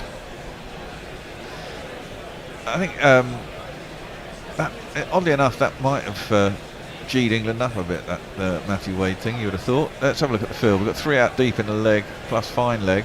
There's long on, deep cow, deep square, long leg, fine leg. They're all in. That's a really good ball by Sammy Curran. Oh, why didn't you just pick it up, you muppet? He's bowled at Wade. He's got jammed. It's a very good ball. It's followed him. He's tried to make room outside leg side. It's got him right on the toe and just dribbled back towards the stumps. Sam's has called for a run. There really wasn't one there. Wade has set off and is nowhere in the picture when Sammy Curran gets to where the ball is and kicks it at the stumps. But Wade had That's started what running. happens when you get a South African trying to kick it at the stumps. Oh, Jesus Christ. I mean, he should have just picked it up and run over to the stumps. Maybe he didn't think he had time, which is probably the case. But they did get through for a single. Sands was nowhere in the frame. Because he stopped mid-track, really. They both looked confused at each other. Well, interesting. Sam's on strike. Here's his first ball. Sammy Curran is up. He's a right-hander. It's full. Probably about waist height. They may well look at that for a no ball. Well, I don't think it was. He's quite a tall man. He splices it out to point. They'll get 1 run. No, they're not even going to look at it. That's all good. 30 required from 14, so it's up over 12 and over now, isn't it? So over to a ball. That's that point where it becomes difficult. It's a good comeback by England. They need to see it through, of course. But, yes. There was a point when Australia looked very much on top before Nostrami said 2 wickets would change things. Yeah, exactly. Didn't they just? Wade down the track into the pitch from Sammy Curran. It's just bunted into the leg side again. I mean, it's 10 yards short of the 30-yard circle. Sammy Curran doesn't chase his own bowling. Just watching that. Yeah, exactly. The next guy is way out on the fucking mid-wicket boundary. He has to come in and therefore they get 2. It's ridiculous. Come on, Sammy. It's your own bowling, mate. Chase the ball. Yeah. Who was that? That was Wokes, I think, coming in from out there. Wokes or Woody? Yeah, Wokes. Yeah, it was Wokes. But they get 2. Sammy Curran in. Oh, now that's gone for 6. It's a horrible leg side leg side full toss, which Wade has got hold of and hit into the crowd. The cheating bastard. He shouldn't be out there. On that note, Mog, that is some dodgy fucking shit right there, Mr. Wade. And then reply. Next is, I can hear the bullshit argument already. Wade was just signalling for Warner to not run. Mr. Curl from Margs, Gorilla Cricket, why didn't England review it? And not that long ago you won a World Cup from an umpiring error. I don't think you can review it. No, it wasn't an umpiring error. It was rules of the game error more than anything else. If you're talking about the runs off Stokes' bat. Angelic Scooters, you might as well give him a submachine gun and let's shoot a couple of English fielders. Excellent understanding. Understated, I think. Understated commentary from Bishop there. Well, Reece Topley's back in, and he's been hoiked down to deep square leg by Sands with no timing. He'll get himself a single, which brings Wade on strike. He's 16 off 10. 21 required from 11 balls. I mean, it's only 3 sixes and a 4 in 11 balls. That's possible. Wade is certainly is a finisher. I don't think England will be particularly happy if Wade. I mean, I generally wouldn't. I think it's pretty outrageous, and they won't be happy if they lose and Wade is still there. He is just that sort of character there. I mean, Colin, if you recall, wasn't it the Ashes, the last Ashes series over here? He was always up the batsman's nose. Yeah, but that's a wicketkeeper. No, he wasn't wicket keeping. He wasn't wicket keeping because I think Tim Payne was. No, so but Wade, when he played, he is a wicket keeper. He is a wicket keeper. Yeah, true. I mean, That's they are mentality of a he tries to wicket-keeper. clear his front leg again. He gets followed by Reece Topley. Can only miss-hit it back down the track. I'm not sure you'd have seen Les Ames or Godfrey Evans pull that trick, though, to be perfectly honest. Body checking a fielder out the way to save his wicket. I mean, to be fair to him, I mean, that's a slower ball, again, at his legs. You only get a single this time as it goes down a fine leg. I mean, I think, to be fair, I think most players, that would be their natural reaction. But that's fine. But then the umpires have to make the call, right? If that's not, as you said, if that's not obstruction, that was the weirdest part. I mean, that's the thing. If that's not obstruction, what the fuck is? You know, I mean, well, I think we're all in agreement. Yeah, it's the umpires we feel who got it wrong, except Colin, who's I'm not. No, gone all Scottish on us, and it's anyone but England. Yeah, that's a good shot by Sams. He's got inside that again. Reece Topley's gone right across. Maybe it was a bit obvious. He's bowled all his balls out there, and Sams has gone right across and managed to ramp it over Adil Rashid, who's short on the 45, and it runs away to the unguarded fine leg boundary for 4 runs. And if you kids can't listen, then you bound to see the way you get shot for crossing a boundary,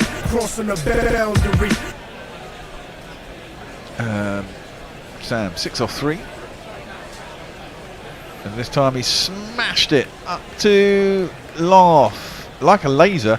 Well caught. I think it's Harry Brook down there. He's hit that fucking hard and quite flat. And I thought it was going to go all the way for a minute there, but just didn't get enough elevation on it. It was Harry Brook down there. Got a lovely safe pair of hands. Yeah, he's got a very safe. I mean, that was hit hard and pretty flat. The evil Wade, though. The evil Wade is still there. The evil Wade is still there. Must be dispatched. Exactly. I hope Wade hits it for a 6 for the last ball. Another one bites the dust. I think that is going to be out, Fred. Another one bites the dust. But if you're England here, you'd be incredibly disappointed regardless if you win or lose. Yeah, what do you think, Bell? I think England will be thrilled with the way it's gone today. I think they've wrestled this back. They've shown fine resilience. Yeah, but if they carved their way through the Australian order, they just need to get rid of the cheating Wade, and the game's done. Yeah, but I mean, I don't think they bowled particularly well. England. No, I would agree with that. They had 200 and whatever it was chased down in Pakistan 2 weeks ago. I mean, scoring 200 says something about the pitch, right? Anyway, but then you have to back yourself to be able to.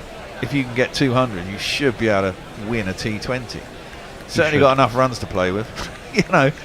So I think they'll be quite disappointed if they lose. I'm presuming that was a dot ball. Yeah. Ellis is facing. We were in an advert and they came back rather sharpish. 19 overs gone. Last over. 16 required. That's back in England's favour massively. But Wade is on strike, and who's going to bowl it? Is it going to be Wokes or is it going to be Stokes? Or that's quite. In that meantime, in Twitter sphere, Leah, good to see Australia back to being easy to hate. Spangly sigh. Did England need to appeal, or is it an umpire's decision? I think it's an umpire's decision. There's no forms of. There isn't much in it, you know. No. Sorry, Colin. 194 for 6 England were at this stage. 193 for 7 Australia. There really isn't much in it. Well, Wokes hit a 4 and a 6 in the last over, didn't he? He did. Or give the last over to Moeen Ali or. No. That's Sammy Curran. And he's bowling to the evil Wade. And he's gone for 13 and over, and I need 16. So.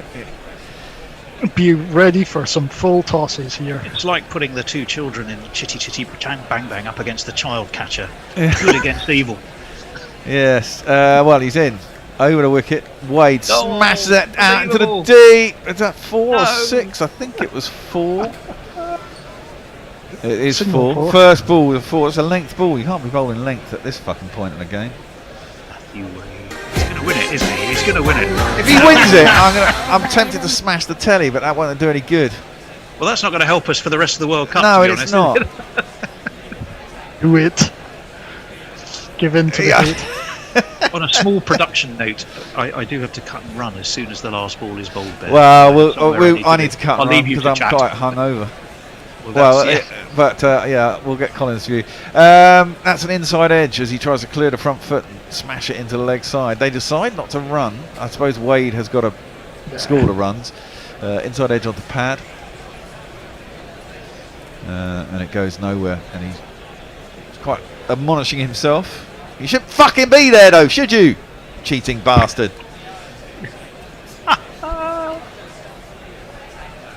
197 for 7. 4 balls left, 12 required. 2 6s, 3 4s will do it. There's moments where they say they don't know the difference between test match cricket and guerrilla cricket. Yeah. And another length ball, and it's been launched. Has it got enough on it? It has not. And Wade has gone. Fuck you! Fuck you! You cheating bastard! There is only one jingle to play. I hope you have it to hand. Just fuck off! I'm going to play it again. Fuck off! Just fuck off! Yes. Wade has hit that one down Cow's throat. And that should be the game. 3 balls left, 12 required. I mean, it's still doable. 3 4s would do it. 3 4s would do it. 2, a couple of 6s. There's all ways they can do it. And it had to be Stokes who called it out there. I bet he shouted fuck off from the boundary as well. I wouldn't have wanted to be walking past him if I was Matthew Wade. No. Or indeed down a dark alley in Bristol. Although that's a million miles from where they are, of course. Indeed. Well, Wade goes off and... they say sometimes, we've had this argument on here about bowlers giving batsmen send-off. I'd have been giving him a fucking send-off then. I'm telling you. I think that's all part of the game and fair enough. And rightly so. I bet Cat's loving that, actually. It's exactly the reason why... She loves him. Exactly, it's the reason she loves him. We get to get her on when we next see her. I think she's on Wednesday. Okay, well, we'll be having a discussion. I'm sure there'll be a lot of discussion about this on Wednesday. Kane Richardson has come out to bat. I'm not going to bother playing his jingle. There's 3 balls left. His first ball, he has got out.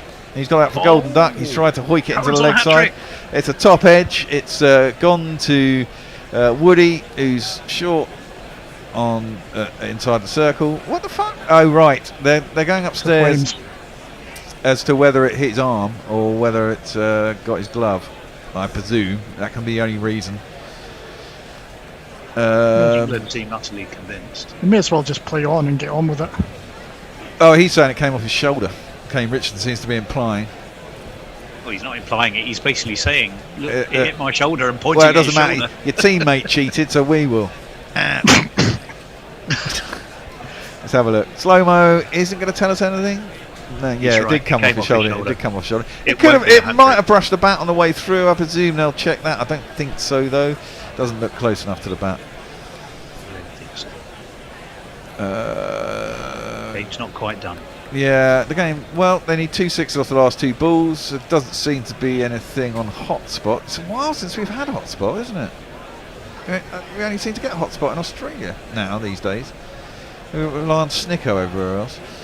I don't think it's come off the bat. You might as well just go to Snicko. Yeah, just move on. There's only 2 balls left.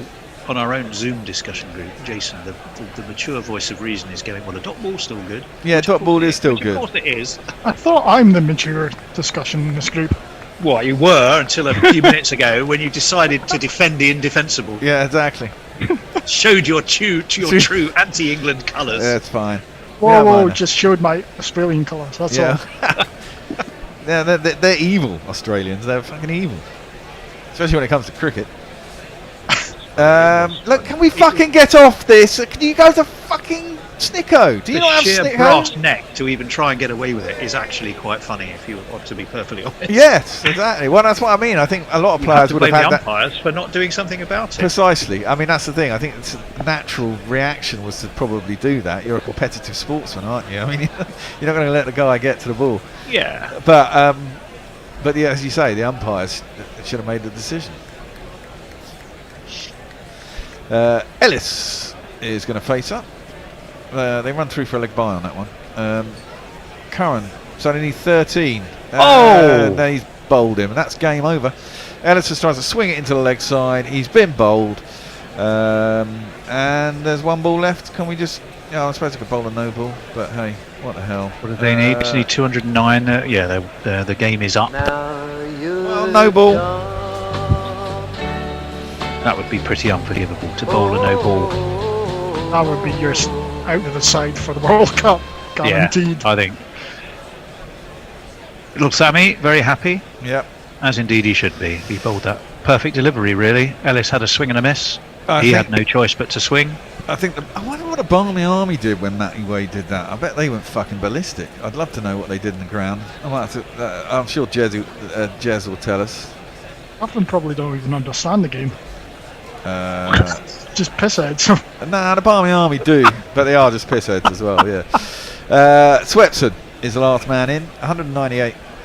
He's launched that. I think he's going to be out as well. I think that should be out. No, it's not out. Drop short. It's I don't know about. He's tried to clear his leg and smash it for 6. He's got it going straight up in the air, and it's landed on the edge of the 30-yard circle. They run one. England win by 8 runs. That was actually a very good game. It was fabulously It's good to be playing Australia again, the old enemy. Give them some shit. Cheating bastards, but it was a fun game. Collins Pravda-esque denial of the obvious truth was equally impressive. Matthew Wade was hilarious.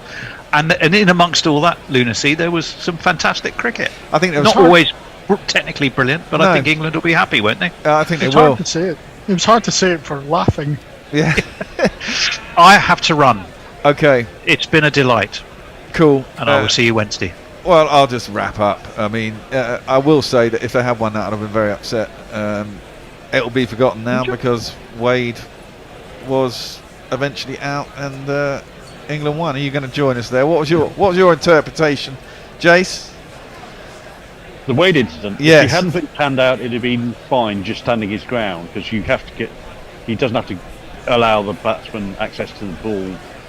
No, the bowler has to go around him. But he did put his hand out, and therefore, provided they could reach the ball in time, he's out on appeal for obstructing the field. Well, exactly. He decided not to appeal. Exactly, and he has obstructed him from getting to the ball because he's put his arm across him, much like in football. Well, I guess that's it, boys. I'm hungover. I need to go and lie down after my exploits at the poker table last night. We'll be back on Wednesday at the same time, 9:10 in the morning. All the games are at 9:10 in the morning in English time, which isn't too bad actually. Obviously, as an old man, I don't sleep anymore anyway, and I'm always up that time, so that's not so bad. It's the 5 o'clock ones that I'm not looking forward to. Thanks very much, Carl. That was a very enjoyable last 5 overs, and thanks, Jace. Thanks everyone who has been on today, and thanks all for listening. We will see you on Wednesday. Until then, goodbye. My God. Guerrilla cricket. Whoa. Guerrilla cricket. Whoa. Guerrilla. Take guard, man the barricades, patrol the cover boundary. At last the time has come, this is a cricketing emergency. Hear this call to arms for every cricket revolutionary. Take up your bats and stumps for the test match insurgency. At first they tried to silence us, but we would not be silenced. They threatened us with lies, so we threatened them with violence. Che Guevara, Sangakkara, Joseph Stalin, Douglas Jardine, Robespierre, Darrell Hare, Vladimir Lenin, O'Brien Kevin, guerrilla cricket. It's not about the winning, it's about how many rules you break. Even in cricket commentary, this is the best advice to take. Pick guerrilla cricket, it's the finest choice you'll ever make. There's so much more to cricket than red counters and a slice of cake. At first they tried to sanitize us and clean up our act, but people like it filthy, and we know that for a fact. Fidel Castro, Lenny Pascoe, Carlos the Jackal, Umar Akmal, Mahatma Gandhi, Grant and Andy, Brendan Behan, Austin Ian, guerrilla cricket. Stick with us, cause you know we're not the kind of thing that you see on the TV and the radio. So vive la revolution.